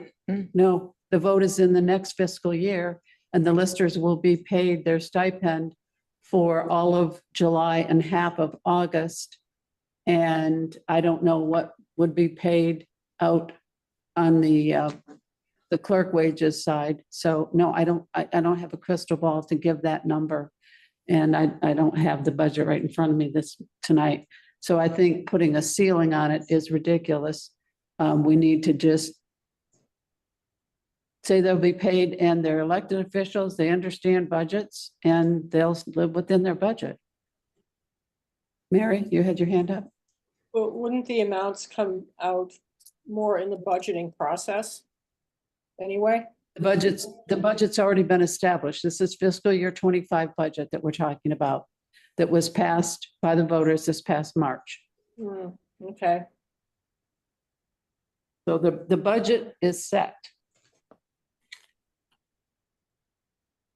Well, if the budget is set, and as you say, Pam, sorry to follow up. Either the listers will stay within the budget or they'll go over, and that's not uncommon. As Right, long and as- that's why I said the remaining unspent funds budgeted for lister stipend and assessing clerk wage be transferred to a new account entitled Lister Office Wages. We do that in the planning department. We have planning department wages. And so it wouldn't be any different than what we're already doing for another department. So I don't, whatever we do, we have to do tonight, or we have to hold a special meeting for this topic so that we can give this information to the town clerk prior to the morning of July 10. Marcia, you've had your hand up. Go ahead. So it's easy, I would think, to say, shall the voters of the town of Norwich approve an immediate change in the method of compensating the Norwich listers from stipend to an hourly wage not to exceed the amount budgeted. Okay, That sounds like a motion. Is that a motion? That's a motion pending. I know Are you Brennan has. moving that, um, Marcia? I'm hoping. I'll move that. Okay, good. I'll second it. all right, let me just get it down here because I'm doing the minutes. All you have to do is add. up Not to exceed the amount budgeted, right? Period, and then get rid of the second clause. No. Okay, question so mark. that was moved by Marcia, seconded by Mary. Any further discussion? I'd like to hear from Brennan. All right, Brennan, go ahead. So I just had a question related to the motion, and also the assessing clerk wage right now is I believe Cheryl's position as the part-time assessing clerk. Is that correct? And are you going to maintain both of those positions? I guess this is a question for Cheryl. Or if the listers are given the hourly wage, are you just going to be the lister taking the hourly wage? And then my second question related to the total budget is, this is, I think, not anticipated including the amount that was budgeted for the contracted assessor, which was, I think, substantially more than the stipend, the assessing clerk wage, and in that total budget, if I Well, remember that. Right, we have $4,500 for the lister stipend. We have $27,000 for the assessing clerk wage. And we have $25,000 for professional assessor services. And that's where the lister that is working with the lister's office is being paid from that line item. So it looks to me like they have a total of 31,500 to work with. Cheryl, do you want to come up and answer Brennan's question? I don't have, Cheryl Lindbergh, I don't have the numbers in front of me, but my recollection was when we proposed our budget, we were putting together a line item that would combine the stipend amount and the office clerk amount to be combined, which I think is back to what you were saying in the article, to combine that into one line item, those two line items, Brennan. So to answer your question, I would be working side by side with the other listers at an hourly rate. That's that. So you would be doing So the that- administrative work and the lister work. Right, together, Simultaneously. right. And so that's what any lister would get. And we would be combining those line items. The professional services is for the contracted assessor. We budgeted that thinking we would have the reappraisal done, which we won't until next year. So that line item is used by the lister that we hired out of town, not a Norwich lister, a non-Norwich lister who is a much more tenured Yes. individual. And when we say the amount budgeted, the total amount budgeted for the department is $107,313. So just like any other department, sometimes, you spend more in one line item than you do another, but you try to stay within your overall budget for your department. So I have no problem with saying not to exceed the amount budgeted, and trust the listers to not overspend their budget. And unless something catastrophic happens, and they need to come back to us and tell us what's going on. Priscilla, did you have your hand up? No, we're still gonna have Amanda Beaulieu. Yes. Yes, so. Well, that's another And agenda. that, I know it's another, but I mean, it's like, yeah, but it's capped at $9,500. So I think. But this that's is out of the fine. 25,000 that's Yeah, budgeted. I think we're all good. I think let's just vote. Let's Yes, approve let's this. vote. Okay, I will call for the vote. Priscilla, how do you Yes. vote? Yes. Mary, how do you vote? I vote yes. Marcia? I'm voting yes because we have no choice. We have to put this on the ballot, but I think it's extremely messy. This was your proposal, so this is why we're It's here. yes. So Yeah. I'm a yes, so it's 4 yes. Okay, moving on. Find my agenda again. I keep You losing it. have, well, this stuff.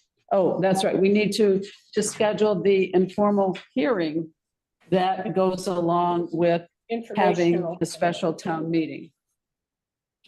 Shall I move it? And so I have a motion here. I just want to introduce it a little bit. The town clerk has been advocating for a while that we stop holding our meetings on the Monday night before the vote. She has suggested that we do it on the weekend. It allows people to attend that might not be able to attend on a weeknight, and gives her more time to prepare the room for voting. So that's why this motion is written for a Sunday date. So Priscilla, if you want to go ahead and move it. I'd like to make a comment first. Thank you Okay. for suggesting 3 o'clock in the afternoon, because I'm one of those strange, weird people who goes to church on Sunday mornings. And I'm not through with my socializing until, noon or 12:30. So I appreciate 3 o'clock. Yes, I move to hold an informational hearing on Sunday, August 11, 2024 at 3 p.m. in Tracy Hall in preparation for voting on Tuesday, August 13, 2024. Thank I'll you. second. Thank you, Mary. Second. Okay, any comments or questions before we vote? Mary, go ahead. I'm very happy that this will happen on a weekend. And I'm eager to see if people will also like the change. Yeah, and I think Lily would love to see us do this in March as well. Particularly during March, it's a school night, and people with children struggle to get their kids fed and to bed and do homework and all those things. And so if it's on the weekend, maybe they could find a babysitter, or we could arrange some kind of a childcare thing that they've done for other events, and allow more people to attend. We don't have an informational meeting before the November elections, do we? Because that's not No, really it's town. only when we do a town town. ballot. Okay, thank you. Yeah, so typically it's just been March, but this time we're doing one in Great, August. great way to experiment with this idea. Okay. Oh, Lily is here. Lily, would you like to come up and speak? I didn't, I want to say thank you for considering an alternate day for the informational session, especially because meetings are going hybrid now. I had a lot of complaints at town meeting day earlier this year because the town meeting informational session ended late at night on Monday night, and then voting was on Tuesday. So the people that wanted to watch the recording had to go vote before work. So huge success, and we can continue. Shall we Marcia, vote? your hand is up. Did you want to say something? Yeah, did anybody check with the moderator? I've warned him about it, but I will check with him again and make sure he's going to be in town. Okay, good. Thank you. Thank you. Okay. All right. So we have a motion, and it's been seconded. So shall we vote? Priscilla, how do you vote? Yes. Mary, how do you vote? I vote yes. Marcia, how do you vote? I vote yes. And I'm a yes. Okay. Town meeting informational hearing is on Sunday at 3. Get it warned. Perfect. Thank you. All right. Great. Okay, where are we? Next one is the transfer station fees for 2025. We thought we had dealt with this, and when I reached out to the town manager's office and suggested that they change the rates on the website to include the half-year rate, Brennan informed me that we don't have a half-year rate. And I'm pretty sure that we had one previously. Not sure when or how it went away, if that was a deliberate move or if that was an oversight. So there's that issue. And then the other issue is the non-resident sticker. And Judy Trussell reached out to me and said that there seems to be some confusion about what a non-resident sticker is for. When this was set up, and if you read the transfer station policy, which I did print out, it talks about the sticker being for nonprofit or small businesses located in Norwich that have 5 or fewer employees, or a private individual that picks up municipal solid waste from 5 or fewer residents in Norwich. So this really is kind of a commercial or a small business sticker non-residential is a misnomer in this case. So I wanted to clarify that before we make any decisions tonight.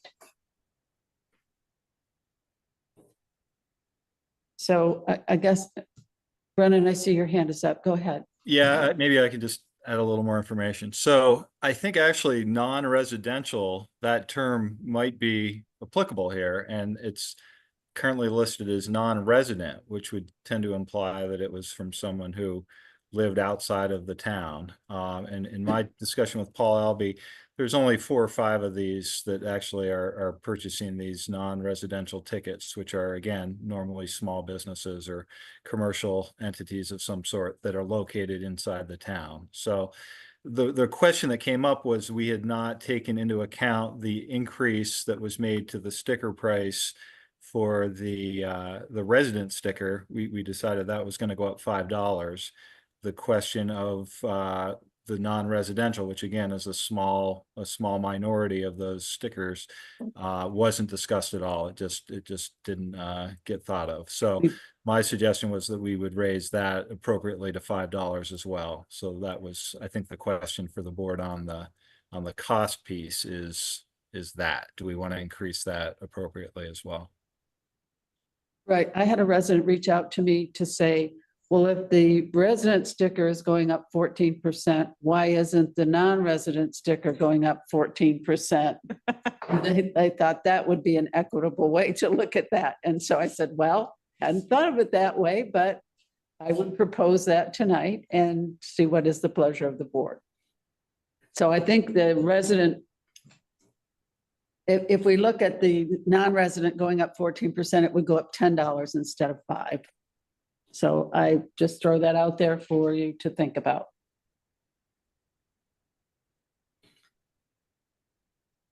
Comments, questions? Marcia? So this was in the meeting packet in June 22nd, 2022. And it wasn't brought up. Maybe it was just an oversight. I think that, you know, basically,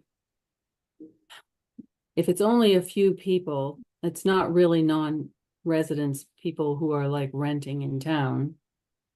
I would say go up an extra $5 and have done with it. We're not breaking the bank here. Right. Okay. And we also don't want to chill people doing business in our town because that helps people. Right. Well, the other thing that I'm proposing here is also a half-year rate for the resident and the non-resident stickers. I moved back in, well, actually, I bought my house in February, but didn't move back until April. And so if I wanted to get a sticker for the last 3 months of the year, I wouldn't want to pay the full amount if there was a half-year rate. So that was why I brought this up, because I'm pretty sure when I moved back, we got a sticker at a half-year rate in April of that year. So my question is, do we want to go back to having the half-year rate for anyone who purchases a sticker after January 1st of the fiscal year? Or do we want to charge the full $40 no matter when you buy your sticker? Marcia? I think it gets too sticky for stickers to be adjudged by months. So I would say it wasn't in the last iteration that I'm familiar with. The committee that is supposed to actually bring this to us didn't suggest it. So I would just keep it simple. Okay. All right. Any other comments? Can I ask some questions about the proposed fee schedule? Just, sure. There are these things under C&D review. They say like 50.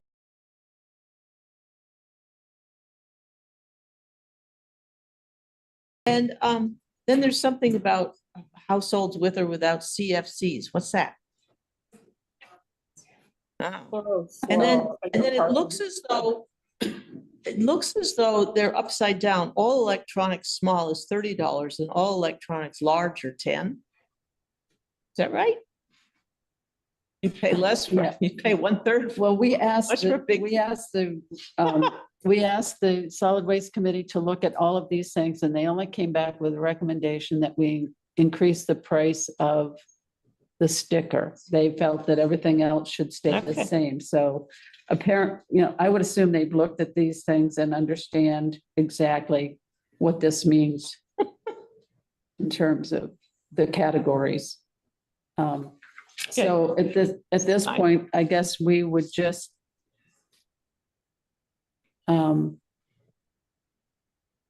consider the increase for the non-residential or commercial sticker.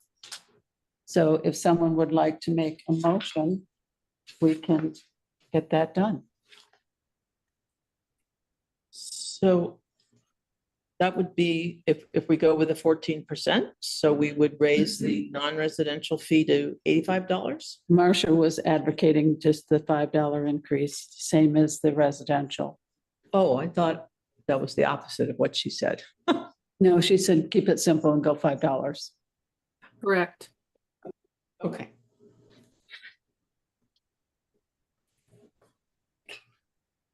Brennan? I just wanted to clarify, right now on the sheet, it does say non-resident, and I think it would be clearer if it was non-residential. So if we're gonna make a change here, maybe that is part of the motion as well.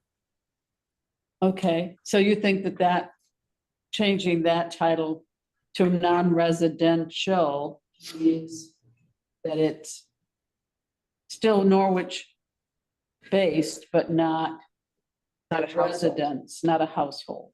Correct. It would include those commercial entities that are currently using it. Okay. So we've already voted the $40 on the first and second vehicle for a resident.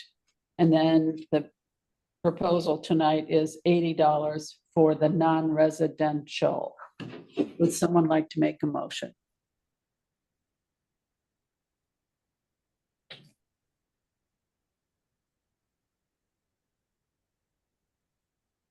I could try it. Let's see. I move to charge $80 per year for non-residential sticker fees for the transfer station. Okay, so Mary's made the motion. Is there a second? Second. Thank you, Marcia. All right. There are no further questions or comments. I'll ask for the vote. Priscilla, how do you vote? Yes. Mary, how do you vote? I vote yes. Marcia, how do you vote? I vote yes. And I'm a yes, or yes. Okay. All right. The next thing we have on our agenda is the extension of the zoning administrator contract. We had that in our packet. So if we've done this many times, I'm wondering if anyone has any questions about this. It wasn't in the pack. Yeah, it was. I don't, yeah, I missed it. Sorry. well, here, you're welcome to look at mine. Any questions or comments on extending this again for the months of July and August? Seeing none, I would entertain a motion. Question. Oh, sorry. Go ahead. If it became obvious that we needed time beyond August, has that been discussed? Yes, it has. I think right now, until we can locate and land a permanent planning director, zoning administrator, as we've been attempting to do here for over a year, we would hopefully be able to rely on Kyle and Two River to continue to kind of serve in this very kind of limited capacity to keep the office going. But I think we would get to another month or a month and a half down the road here and see where we are in that process, and then amend this again if we needed to add extra months, and Kyle was willing to do that. Yeah, maybe at our August 14 meeting, you can give us an update on where we stand on that, if we need to do another extension. Okay, all right. If there are no further comments or questions, I would entertain a motion. I move to approve the extension of the contract with TRORC for a part-time zoning administrator for 6 to 8 hours per week with a cost not to exceed $6,700 for the period of July 1, 2024 to August 31st, 2024. Thank you. Is there a second? I'll second. Thank you, Mary. Okay. All right, if there are no questions or comments, I'll call for the vote. Item on the agenda is the KRT amendment. Brennan mentioned earlier that amendment has been approved by all parties. And so because there is a lot of angst in town, I know the town clerk and the lister's office have received a lot of calls from people wanting to know what's going on with the reappraisal, how much are their taxes going to go up. I am suggesting that we put out a press release to let the voters know, the taxpayers know that this has been extended for a year. And I have run a draft of a press release by the lister's office and the town manager. And they have both agreed that they're comfortable with it. So I would like to issue that press release tomorrow so that we can get the word out that this is being delayed for a year. Either by consensus or by a motion, I would like the board's approval to do that. Well, what is it? Yeah, that'd be nice to hear it. Or see it. Okay. Okay. Well, I can read it to you, or I can email it to you, or both. What's your pleasure? Read it so that other people can hear it. Okay. All right.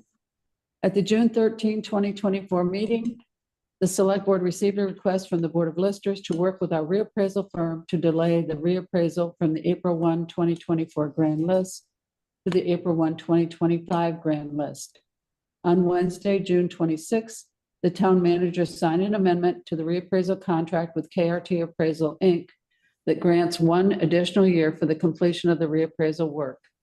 Delaying the completion of the reappraisal by 1 year will allow the reappraisal firm additional time to more accurately assess all Norwich properties. This means that there will not be a reassessment of every property in Norwich in the 2024 grand list. Only those properties that have had a change in value, which is usually due to improvements through permitted work, will receive a change of assessment letter. Our tax bills include 2 tax rates, education and municipal. The state of Vermont sets the education tax rate. Norwich has not yet been notified of the education tax rate for the coming year. The Select Board sets the municipal tax rate after the Board of Listers lodged the final grand list with the town clerk. This is expected to happen no later than mid-August. Once the education and municipal tax rates are set, the finance office will issue the tax bills. As always, the first installment of your tax bill will not be due until 30 days after the issuance of the tax bill. This has been a year of uncertainty and delays both at the state and local levels. While we understand that tax bills can be a source of anxiety, please know that the Select Board, the Board of Listers, and town staff are doing their best to navigate this process as quickly and as efficiently as possible. We appreciate your patience and understanding. And it would be signed by me as the chair. And I'm happy to send this to you if you would like it emailed to you. We finalized this afternoon. Marcia?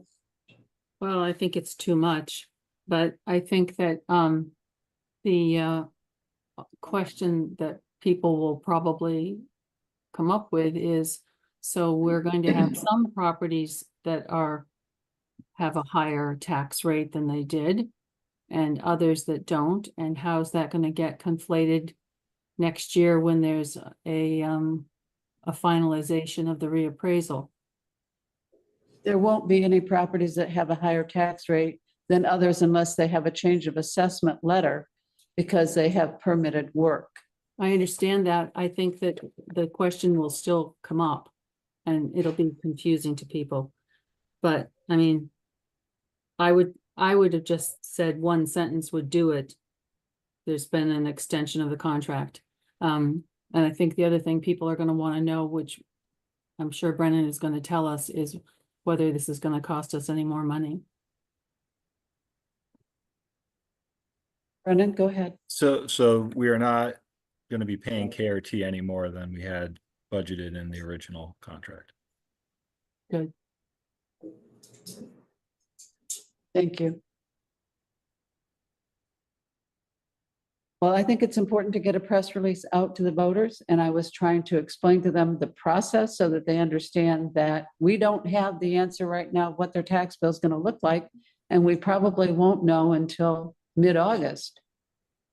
Priscilla? I don't think it's too long at all. I think give people information. If they don't want to read all of it, they don't have to, but I think it's, I mean, I was sitting this morning trying to explain to two friends of mine about their property tax bills when they were coming out, about the reassessment. I think this is very helpful. The only thing I wonder, and maybe this is not appropriate, is you mentioned that the town and the town boards and the select board were working very hard to figure this out. Should we mention the school board or not? I mean, it's not coming from them, but man, are they in a terrible situation vis-a-vis the tax bills. Right, but It's not coming from them. It's coming yeah, from you. it's coming All right, so from this side of the street, not. Then I'd just like to acknowledge for the sake of the meeting that the school board is in a real fix on this too. But you're right. We're doing what we can do. Right, I think it's great. Thank you. That was a lot of work. thank you. Cheryl, you had a comment? Well, you know, Cheryl Lindbergh, Lister, to Marcia's point, the thing that I did wonder about is including anything that would imply that those houses or those properties, not houses, those properties that have been visited will get those numbers included in this upcoming grand list. And those people that did not get the visit and a change are not going to be. I think that part needs to be understood in your message, and to say that maybe more clearly, the reappraisal, no changes will occur due to the reappraisal work that's being postponed. Only open permit assessments will change, only properties with, only assessments to properties that have an open permit, and those, clearly their work has been done. Those were what we were changing every year anyway. All right, so So is there a way maybe just to, just say this means that only those properties that have had a change in value, which is usually due to improvements through permitted work, will receive a change of assessment letter. Get rid of, there will not be a reassessment of every property. yeah. Okay, I'm happy to do that. Sure. That might clarify that a little better. Thank you. Marcia? I think that this shouldn't come from the board. I think it should come from the lister's office. As you know, you can't be a lister and a select board member, and it's not we haven't had any involvement in this other than authorizing Brennan to sign contracts. We have nothing to do with this. It's the lister's office. So I don't think it should come from us, and we shouldn't be implying that we know all of this stuff. We're not listers, and we're not allowed to be listers. No, we're not listers and we're not allowed to be listers, but we should understand the process. And if we don't, then, shame on us. But it's not for us to explain somebody else's office. Right. Cheryl, would you be comfortable having this come from the Board of Listers? Happy to do that. I think the most important piece is to get it out and get some type of message out to it. So if the town manager's office will assist with I think you recommended. I'm recommending that it go on the listserv, that it go on the town website, that it be sent out to Miranda's global email list, And I also think that maybe we should post it on all the bulletin boards, Okay, we certainly can, because people do stop and read the bulletin boards.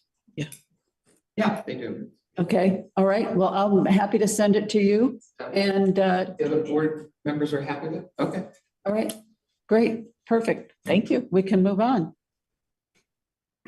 What's the next item?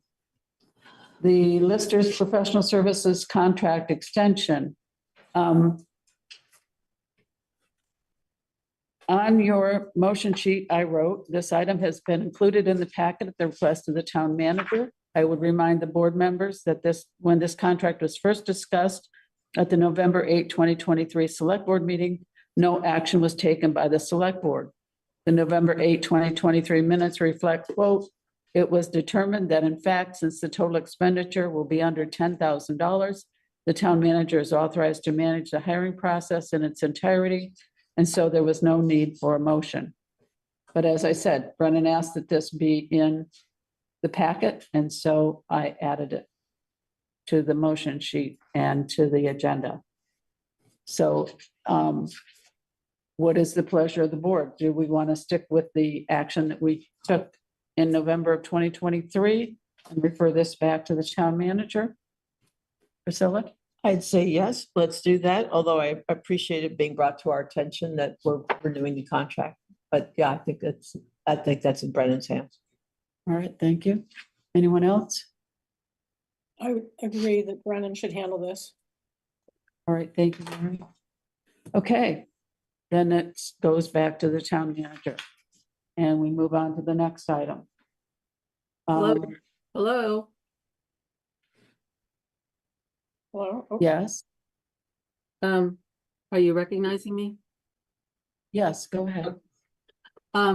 Yes, I think it should go there, and I'd just like to, given that assessors are apparently hard to find, I think that we should be encouraging the listers to start looking for assessors to hire, because this can't go on, I think.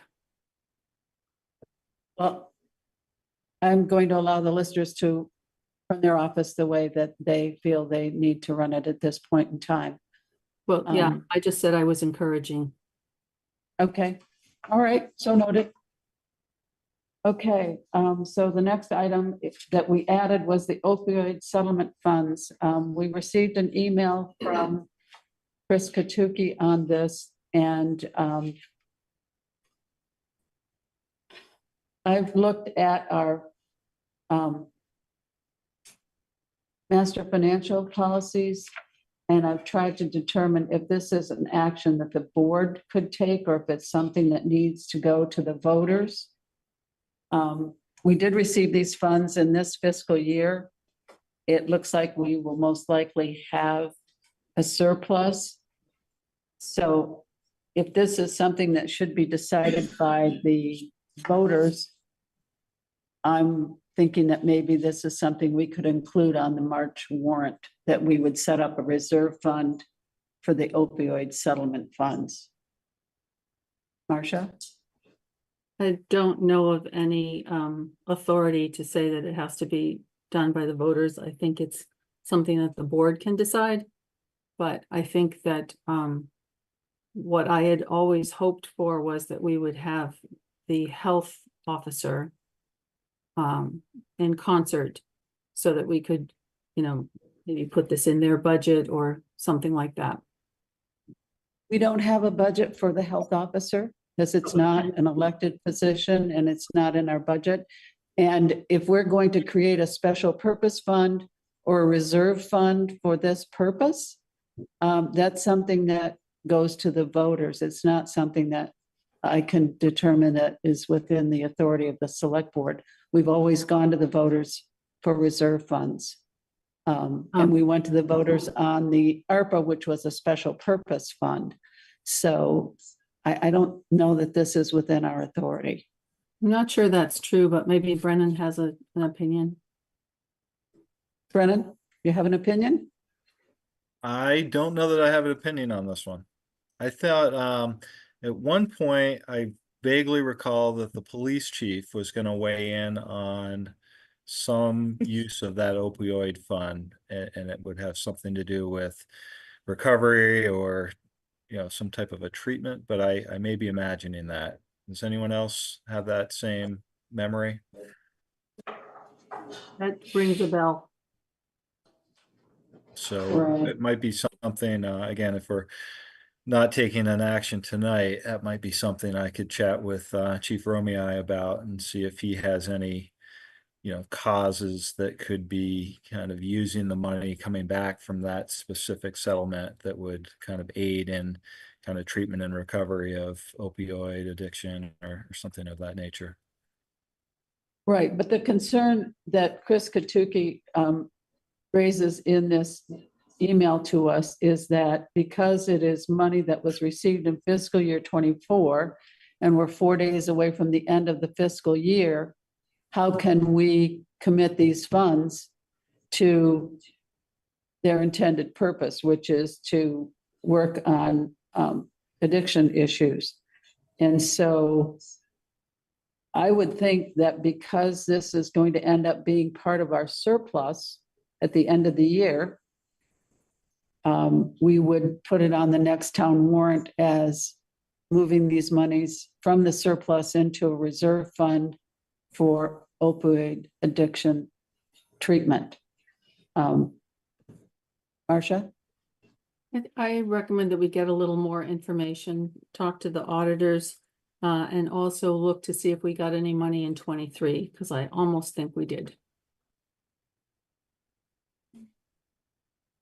Okay, well, in any case, if there are surplus funds, we can go to the voters and say, do you want to create a reserve fund for addiction treatment and move the monies that we have received from this settlement into that fund, similar to what we did with the Emerald Ash Borer.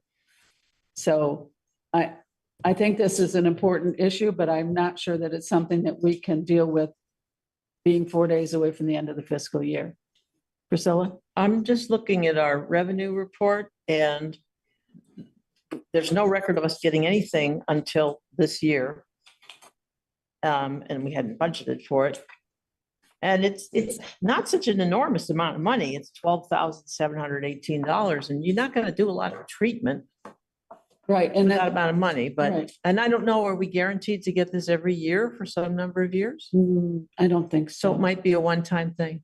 It says, Chris writes to us, with the fiscal year drawing to a close, I wanted to follow up on my previous report regarding the use of the opioid settlement funds. As you may recall, the town received $11,765 this fiscal year and is expected to receive approximately $3,000 next fiscal year, along with additional amounts over the next decade. And he suggests that we use these funds for treatment and prevention.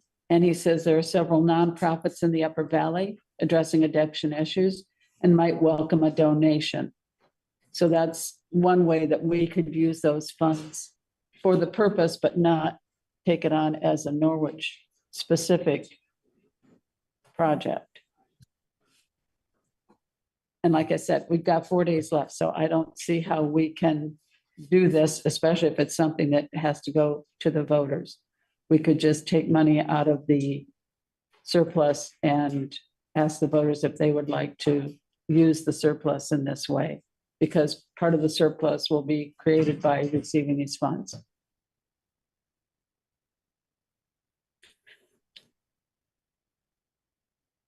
So I don't see us taking an action this evening, No. other than keeping this in front of us for when we draft our articles for the next town meeting in March.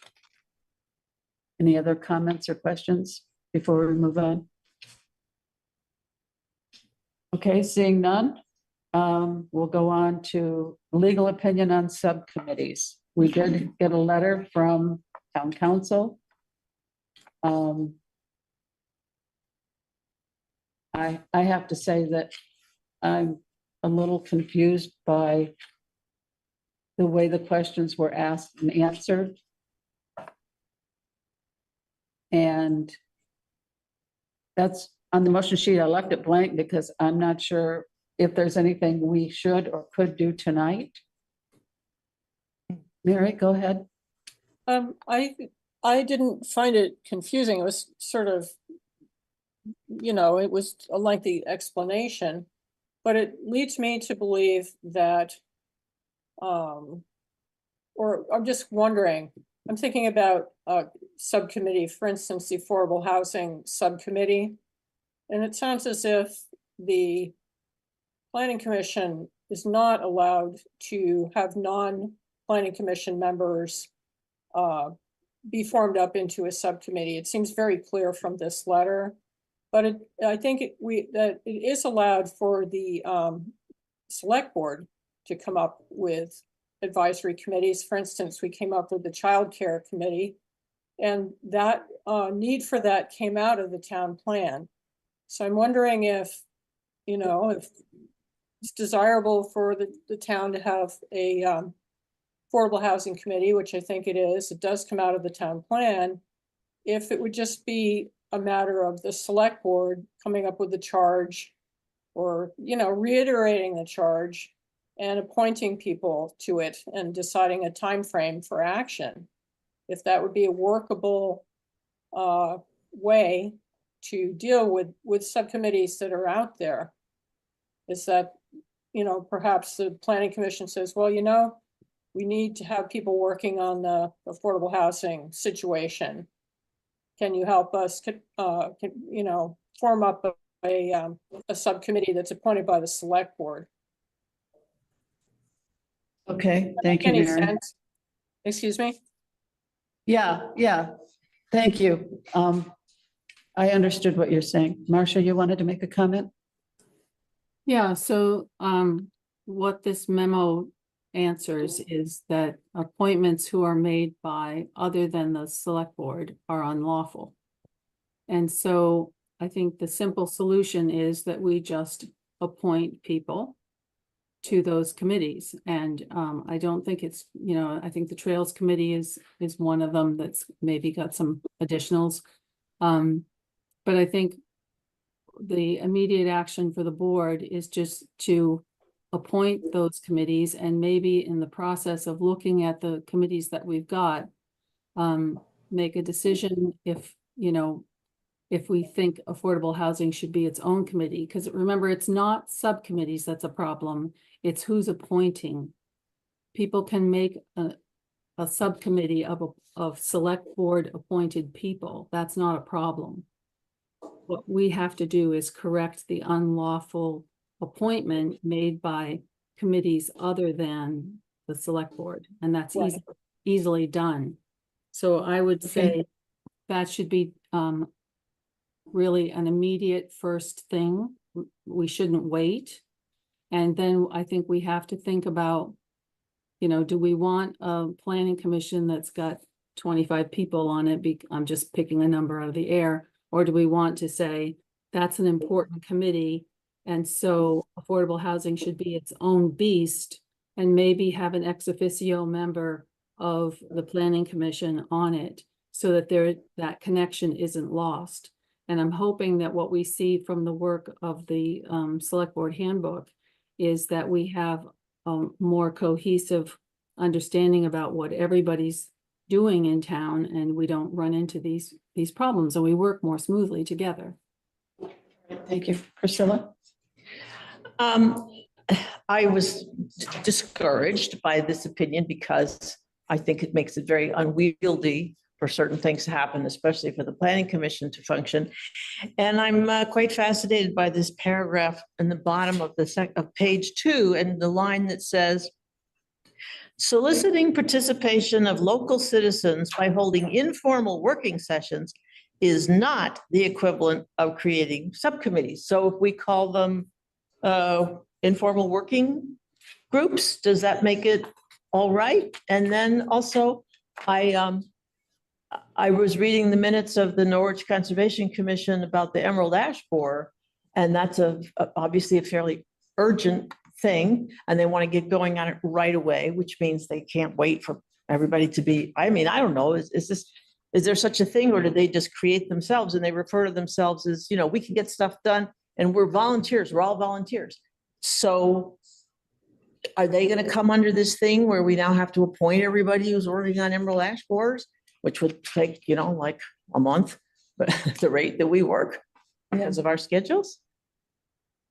Okay, thank you. Well, the reason that I found this wording confusing is that it implies that if a committee or a commission creates a subcommittee, that they're adding to their commission or committee. So if the planning commission has a subcommittee for solar siting or whatever, they're not adding voting members to the planning commission. And that's the way this reads. Does the select board appointed body such as the planning commission have separate authority to add to its membership by appointing additional people to form subcommittees?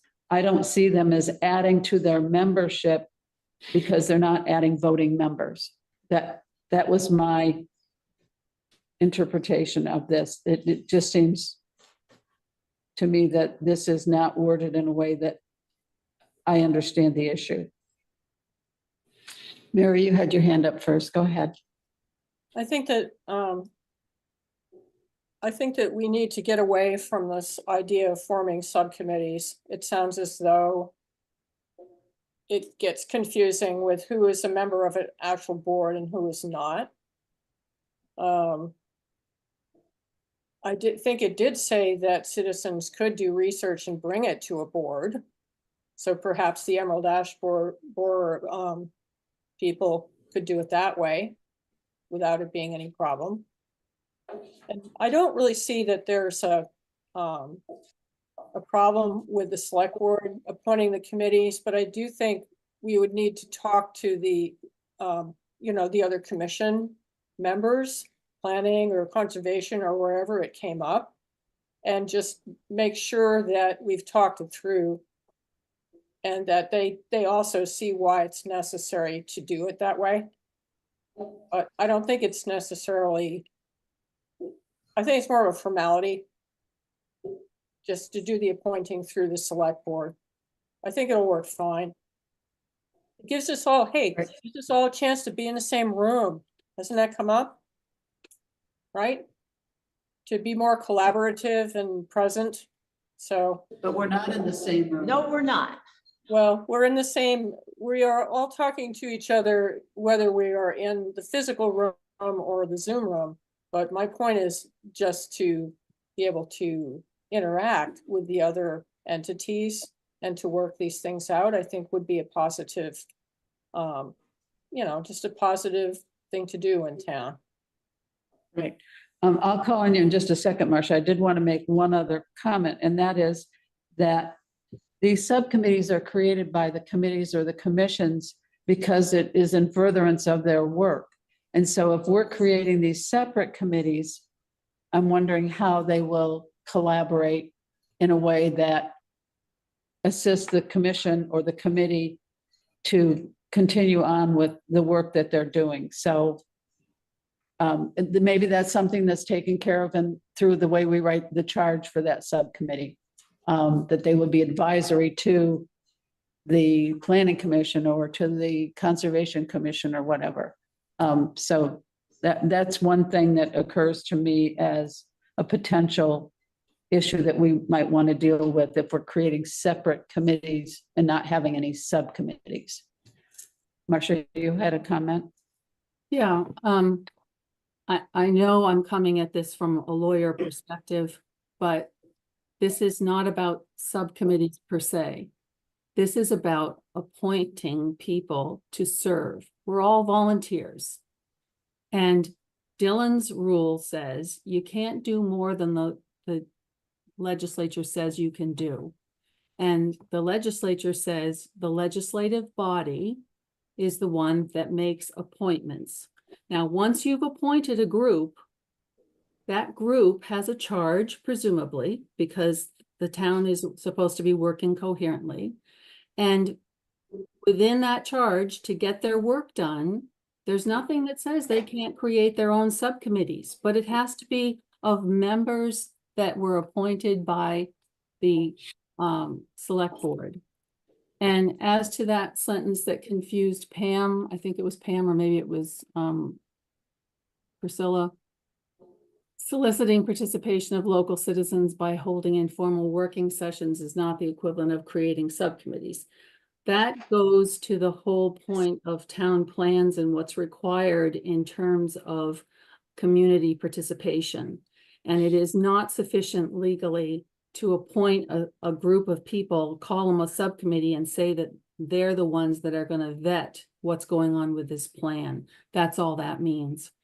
So I don't see this as impairing anybody's work. All it does is keep us in compliance with the legislature and the laws they've passed. Okay, thank you. Mary? I think, to your point, Pam, about creating new committees, I envision that it would come, that suggestions and drafts and would come from the other commissions. For instance, the Conservation Commission says, look, we've got several people who are informed and have the time and are very passionate about dealing with the emerald ash borer issue. Can the select board, and we'd like to forward you their names and suggest a charge for them. And we could take that up and discuss it and, you know, adopt it if we thought it was prudent, and maybe, you know, tweak it a little bit if we thought it needed some additional information. But I see it coming up, I see it as happening that way in some cases, where there's a need in another commission. They need to have a committee working on some issue, but they come with suggestions of who would be on it and what's needed and what the charge could be, and then we could talk about it. So that's just how I see it. It could happen. Okay. All right. Well, I'm not sure that there's any action that we would take tonight, but it sounds like what we need to do is figure out who are these subcommittees, what is their charge, who are the members that are currently serving, and maybe even have a special meeting to try to get this in compliance. Marcia? I have most of that work done in the select board handbook. And I think that this has some urgency. We're on notice now. It's confirmed that these were unlawful appointments, and I'd like to see us get them appointed. Mary? I agree that we should address this. I do think that there's some sensitivity could be used. That this may be news to the different commissions that this change is necessary. So I just think we should be nice about it. And not just, you know, even though you've done a lot of groundwork on the handbook, Marcia, I think people need to be brought along to understand these decisions. So, and I think a special meeting might be a good way to do it. Okay, I agree. Marcia? Given what we've received from council, shall I proceed with the handbook, and can we schedule a special meeting pretty quickly? Yes, I have my calendar in front of me right now. I'm ready to do that. Yes. So is this special meeting going to be where we round up everybody who's on every subcommittee we've ever heard of and says, y'all got to show up here? And we're all going to say, yep, appointed, yep, appointed, yep, appointed. Is that what we're doing? Is that what the purpose of this is? Well, I mean, I'm not sort of. clear. Sort of. So today is the last Wednesday in June. The first Wednesday in July is the 3rd. That's the day that the listers will be filing the abstract. And I have agreed to help with that process of just stuffing envelopes and getting that mailing out. What day is that? Wednesday, July 3rd. It's the eve of the 4th of July. Probably a lot of people have plans for a long weekend. So then the next Wednesday is July 10th. That's our next regular select board meeting. And And then the next Wednesday after that would be July 17th. So that'd be about 3 weeks away, and that might be about the amount of time that's needed to do this in an organized fashion. You know, we have to figure out who this commissions and subcommittees are, who's on them, do they have a charge? And just really get organized for this. I don't see us doing it much sooner than July 17, if that's a date that works for everyone. Marcia? So I don't know if you all remember, but it's a very long document, this this thing that I've worked on, and it does have what I have for charges.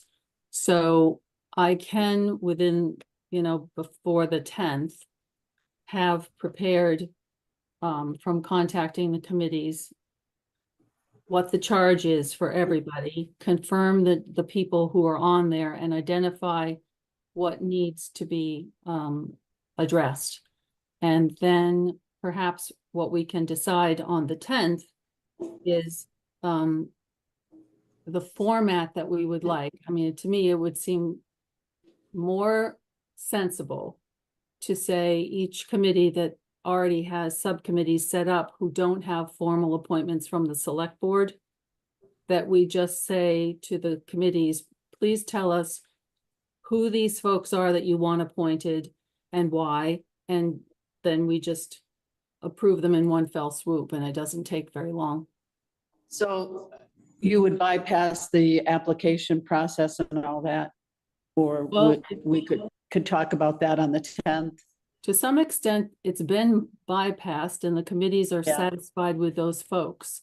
So I don't think pedantic for pedantic's sake serves anybody. But Okay, I do like all right, consistency, but I think we find ourselves in an awkward spot. right, okay.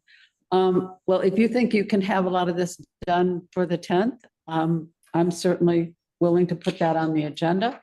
It'll be done. Okay, Great. so that's the handbook, and you'll have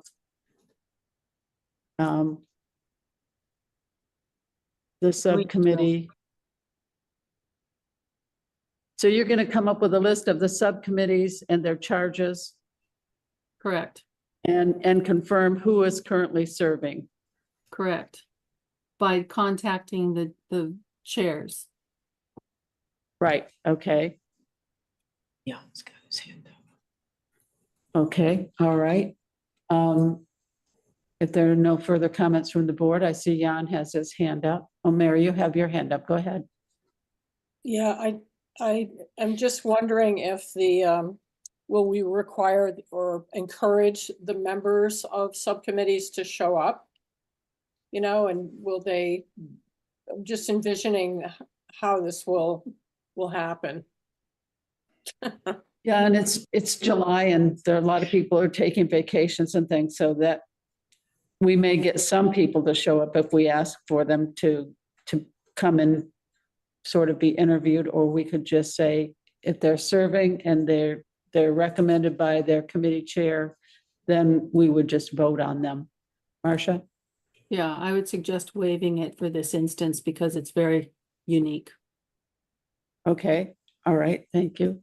All right, Jan, go ahead. Yes, thank you. So I'm not speaking for the planning commission now because we haven't had a meeting to talk about this. I would agree with the point that there are sensitivities and there are needs to do this, in a way that acknowledges the precedent, what's been going on for a long time. So we certainly don't want to make it sound like the Affordable Housing Subcommittee is unlawful in some sudden way here. We have, just from a timing point of view, the next Planning Commission meeting is on the 9th. And clearly we would have this on the agenda, but that doesn't mean that by the 10th, maybe by the 17th, we could get something pulled together, but I just would want the logistics to be workable. We can list the people on the Affordable Housing Subcommittee I would point out actually that right now, from the Planning Commission's point of view, it's just the Affordable Housing Subcommittee that has any non-PC members. That the Solar Siting Subcommittee has 3 members. They're all Planning Commission members. The other attendees have never been called members. They're simply members of the public that attend. So really, at least for the Planning Commission, it is that one long-standing group, the affordable housing. I would hope that we can have a conversation around tools for committees and commissions to do their jobs, because we want to be able to function and do the town's business effectively.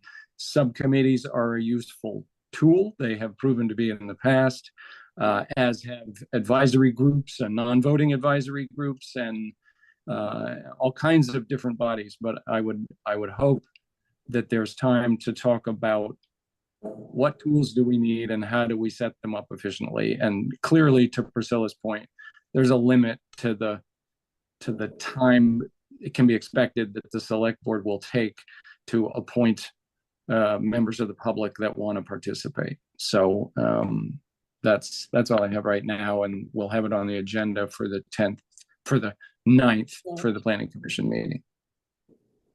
Yeah, I think the intent is to just go with what has been happening over many years in some cases and just formalize it as being appointees by the select board. I don't think we're talking about any drastic changes, just following the law and formalizing the process. Okay, if there are no other comments on this topic, I would suggest that we maybe take a 5-minute break and come back at 9:01. And then we'll move on with the rest of the agenda. Is that everyone okay with a 5-minute break? Yes. Sounds. Okay, great. All right, thank you. Recording stopped.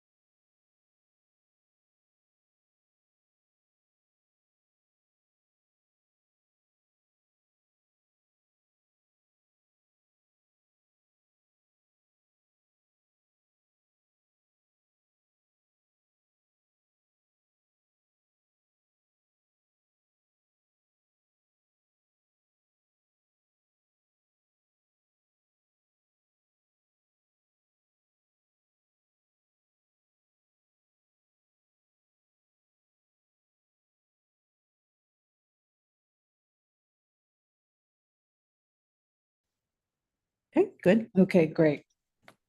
All right, the next thing on the agenda is the new open meeting law requirements.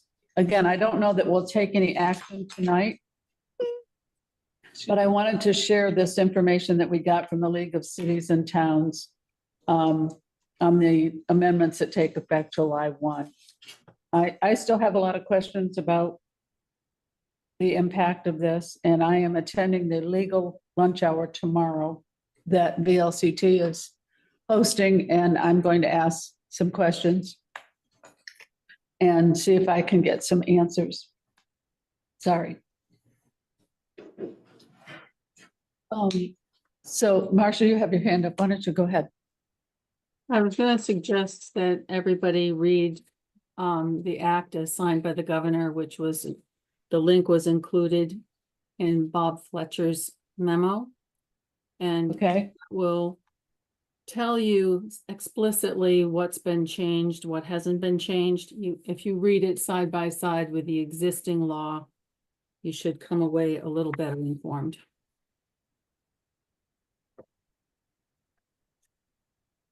yeah, I guess what I found a little confusing was advisory versus non-advisory. Who are the non-advisory bodies? Is it just the select board, or are there other non-advisory boards or bodies that would be impacted by these new requirements? That definition is in that link. Advisory means public body that does not have supervision, control, or jurisdiction over legislative, quasi-judicial, tax, or budgetary matters. So we're non-advisory. In other words, we vote. Yeah, it's like a double negative. It's upside down. Okay, all right.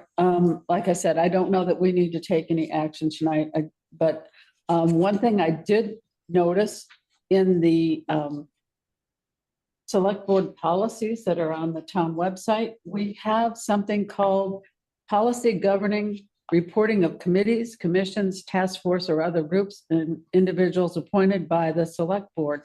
And this is a policy that was signed on May 23rd of 2018.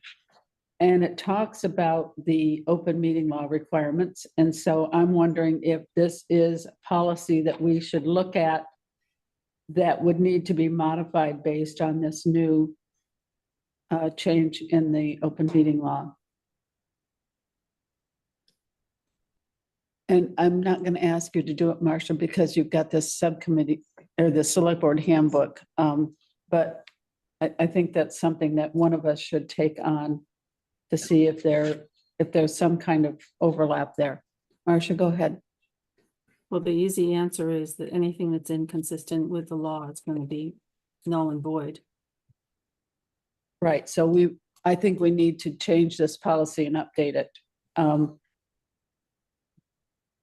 And the new law, of course, we're just, finding out very close to July 1 that the law is changing. So I can take a look at this and see if I can see where there might be changes needed.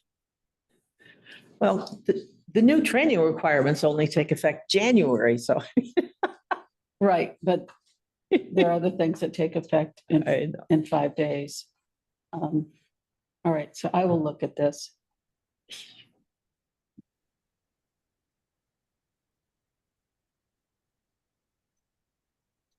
Okay. The next item is approval of the June 13 minutes.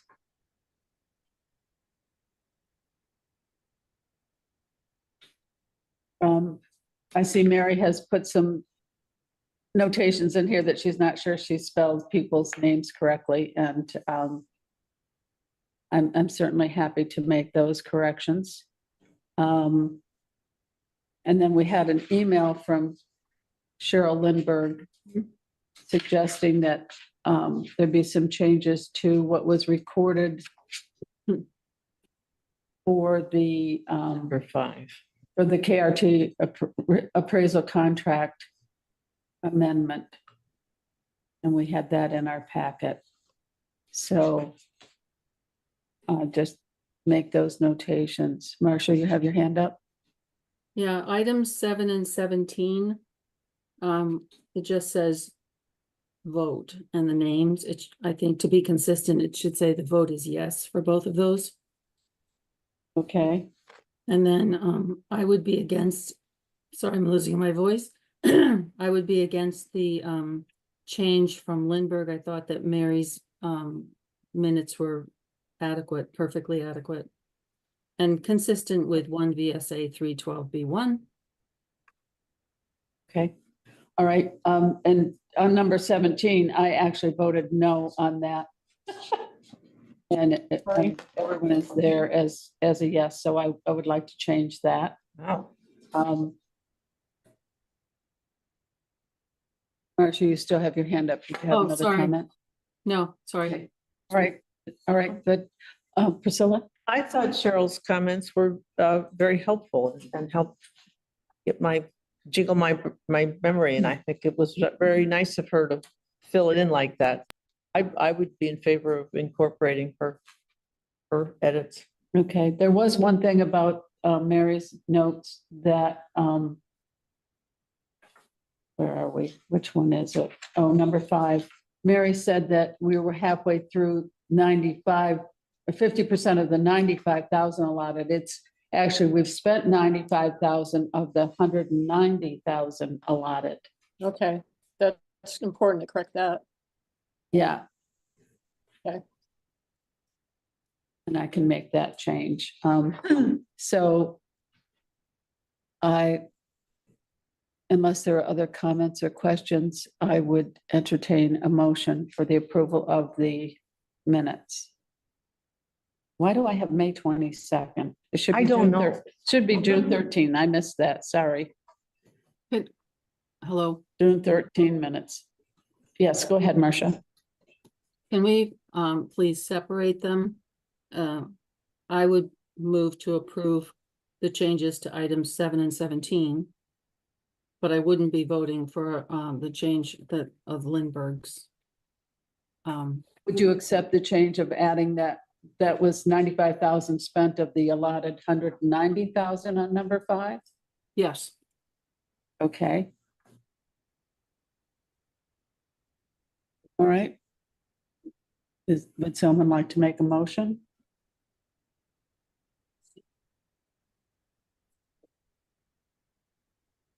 Can we do 2? So that 1 is these first sets of changes, and then we could vote if we wanted to add Cheryl's comments? Or is that not a good way to do a motion? I agree with that.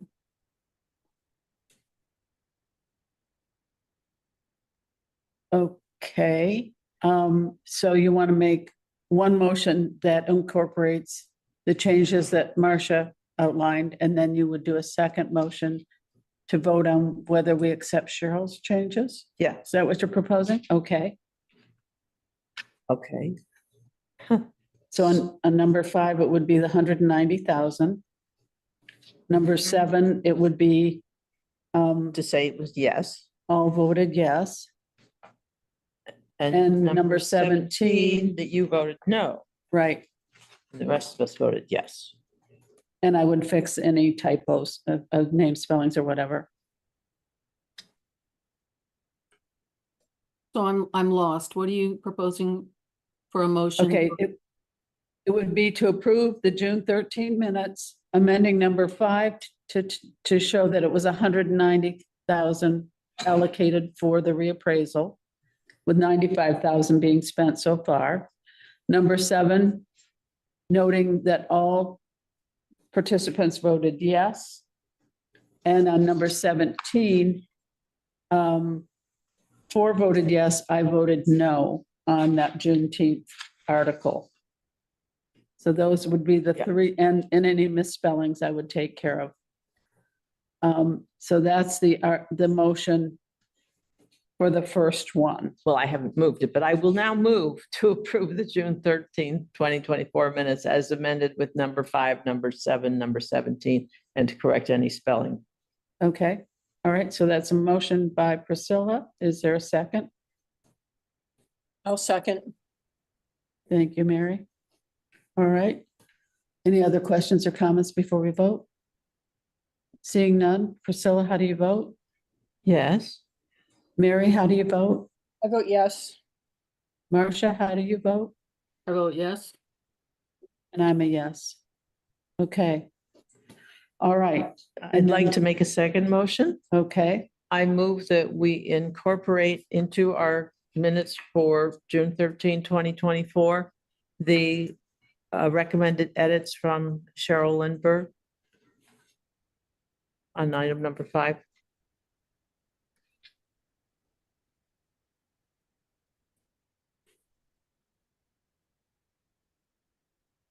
okay. So Priscilla has made that motion. Is there a second? I will second. Any comments or questions before we vote?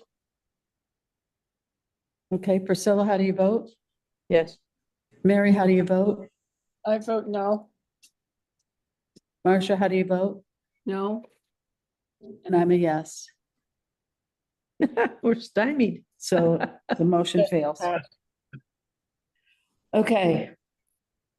All right, moving on. The next item is approval of the AP warrants, and we have 3 of them tonight.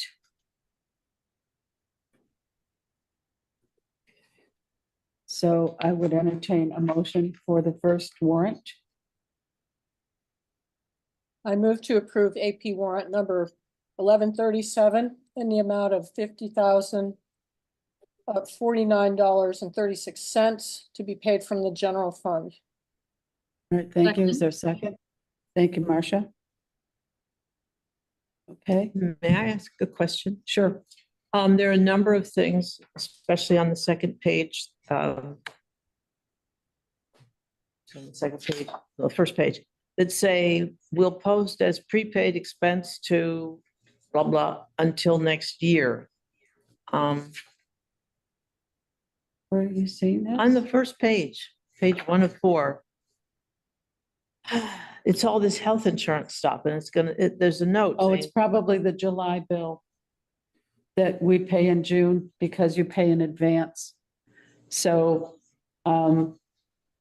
there is a way in the software that you can decide which fiscal year that it goes into. And so I think that's what's happening So here. that's is going that it's- into the next fiscal year? That's what I read there, Okay. that it's being prepaid for fiscal Okay. year 25 because it's most likely the July bill. Okay, thank you. All right. So if there are no other questions, I'll ask for the vote. Priscilla, how do you vote? Yes. Mary, how do you vote? I vote yes. Marcia, how do you vote? yes. And I'm a yes. Okay, thank you. And the next warrant, I move to approve AP warrant number 1138 in the amount of $7,093.16 to be paid from Fund number 12, Town Reappraisal Fund. great, thank you. Is there a second? I'll Second, second. Who got that one? I'll give it to. Priscilla actually said it first. Okay, all right. And if there are no questions, I'll call for the vote. Priscilla, how do you vote? Yes. Mary, how do you vote? I vote yes. Marcia, how do you vote? Yes, And I'm a yes. Okay, and then the last AP warrant, I move to approve AP warrant number 1139 in the amount of $4,770 to be paid from Fund number 21, Police Special Equipment Fund. great, thank you. Is there a second? second, Thank you, Marcia. Any questions or comments before we vote? Seeing none. Priscilla, how do you vote? Yes. Mary, how do you vote? Vote yes. Marcia, how do you vote? yes. And I'm a yes. 4 yes. Okay, great, thank you. All right, receipt of correspondence. We received emails from Kate White, Richard Newgas, and Peter Orner, and Mary Brownlow expressing concerns about the Moorlane Bridge. We did receive an update on that from the town manager, and he will be working on that project to move it along. The next correspondence, in my capacity as a resident of Norwich, I wrote to the Recreation Council questioning whether they were adhering to the open meeting law. In this packet, you will see my email exchange with a Rec Council member. The next thing is, Marcia, you have Yeah, your hand up? yeah. I'm concerned about that letter for many reasons. I would echo the concerns that Stephen Hepburn had, but I also think that, you know, you need to read the law. And if you don't look at 1 VSA 312 and the penalties, which are under 1 VSA 314, you're really barking up the wrong tree. And I'll leave it at that, but there's a lot of things wrong with this. And so I hope that you haven't sent similar things to other committees. All right, well, this is an agenda item, so we're not going to have a discussion about it tonight. If We you don't want to need put it to. on a No, future agenda, that's we don't fine. need to. I just hope that you read the law. I just questioned whether they were adhering. Okay, the next thing, it was an invitation to Brennan and myself to attend the GMEDC annual meeting, which was last night. I was unable to attend, and I assume Brennan did not go either. Maybe next year, someone will be able to go to represent Norwich. With more warning would. Yeah, true. We received an email from Susan Barrett regarding the healthcare community meetings, asking for select board help in publicizing their work. This probably falls under that policy that we just passed, that we don't write letters of support or get involved in these things in any way. You know, there are ways they can advertise their work that don't include the select board getting involved. The next 3 emails are from Norwich residents who questioned Peg Marin's being on the Conservation Commission. We've already covered that. Oh, I'm sorry, this isn't a discussion. We covered that material earlier, and this is just, I'm relating what correspondence is here in the packet. They're not agenda items. So it's not appropriate to have a My issues because I was being appointed for a position. I have some very strong opinions about this and recommendations for the select board. Okay, well, if you'd like to write to the select board, we're happy to put that in our correspondence, but this is not something that's an agenda item that. I would like those struck from the select board, from, you know, these are character attacks without opportunity for rebuttal. And you're welcome to write to us and express your opinion. We'll be happy to put that in our next packet. And you can request that they be struck from the packet, and the board can decide if they want to take action on that. I can't speak for the board as a whole. But this is not a discussion item because it has to be on the agenda for it to be something that we discuss and take comment. It is an agenda item. Yeah, point of order. Yes, Marcia, go ahead. It's listed as receipt of correspondence, review, and discussion. But we did not pull this as a specific agenda item. And that's typically how we handle these things if somebody wants something pulled. That's how we But used that's- to handle. We used to handle them that way. We changed. Do you want to have a discussion with this person right now? Is that what you're advocating?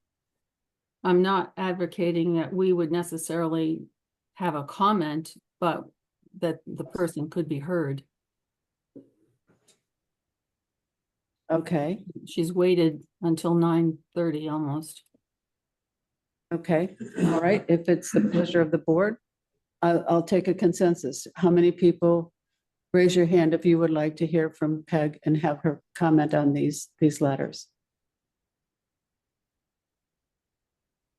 Okay, I see 3 hands. All right, Peg, if you'd like to come up. Thank you.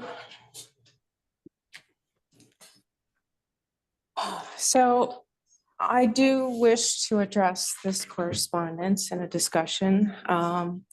I've taken a look, I've looked at the town procedures for receipt of correspondence, and I have also looked at the appointment policy.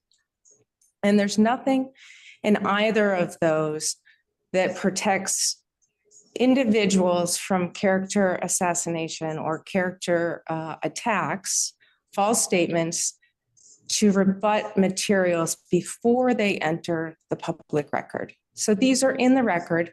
These will be forever searchable by people.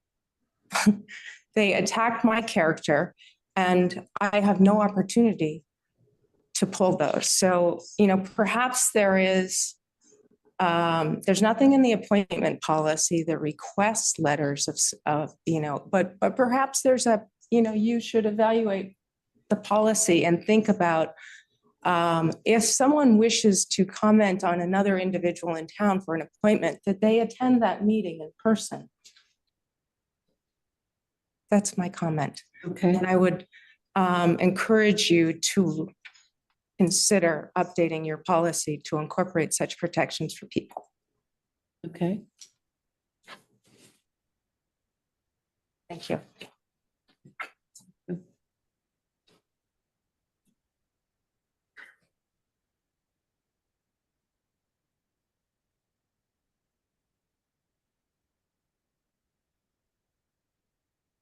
Oh, she waited a long time. Okay. All right. The next piece of correspondence was the email from Cheryl Lindbergh requesting changes to the minutes. And I think that was the last one. Okay. All right. So would someone like to make a motion to accept correspondence? So moved. Thank you. Is there Second, a second? Thank you. All right, if there are no comments or questions, I'll ask for the vote. Priscilla, how do you vote? Yes. Mary, how do you vote? I vote yes. Marcia, how do you vote? yes. And I'm a yes. Okay. We've already had the town manager's report. There are several department head reports in the packet. There's one from the police chief, there's one from the rec department, and the finance report that comes out for the second meeting of every month.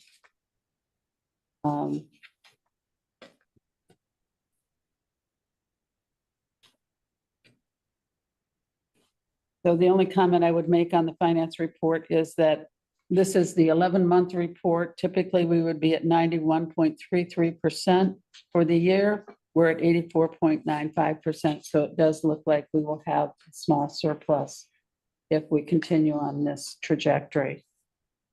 Could I make one other comment? Sure. And I did go through it line by line, and I guess we have no control over it, although this sounds a little bit like the fire suppression fee.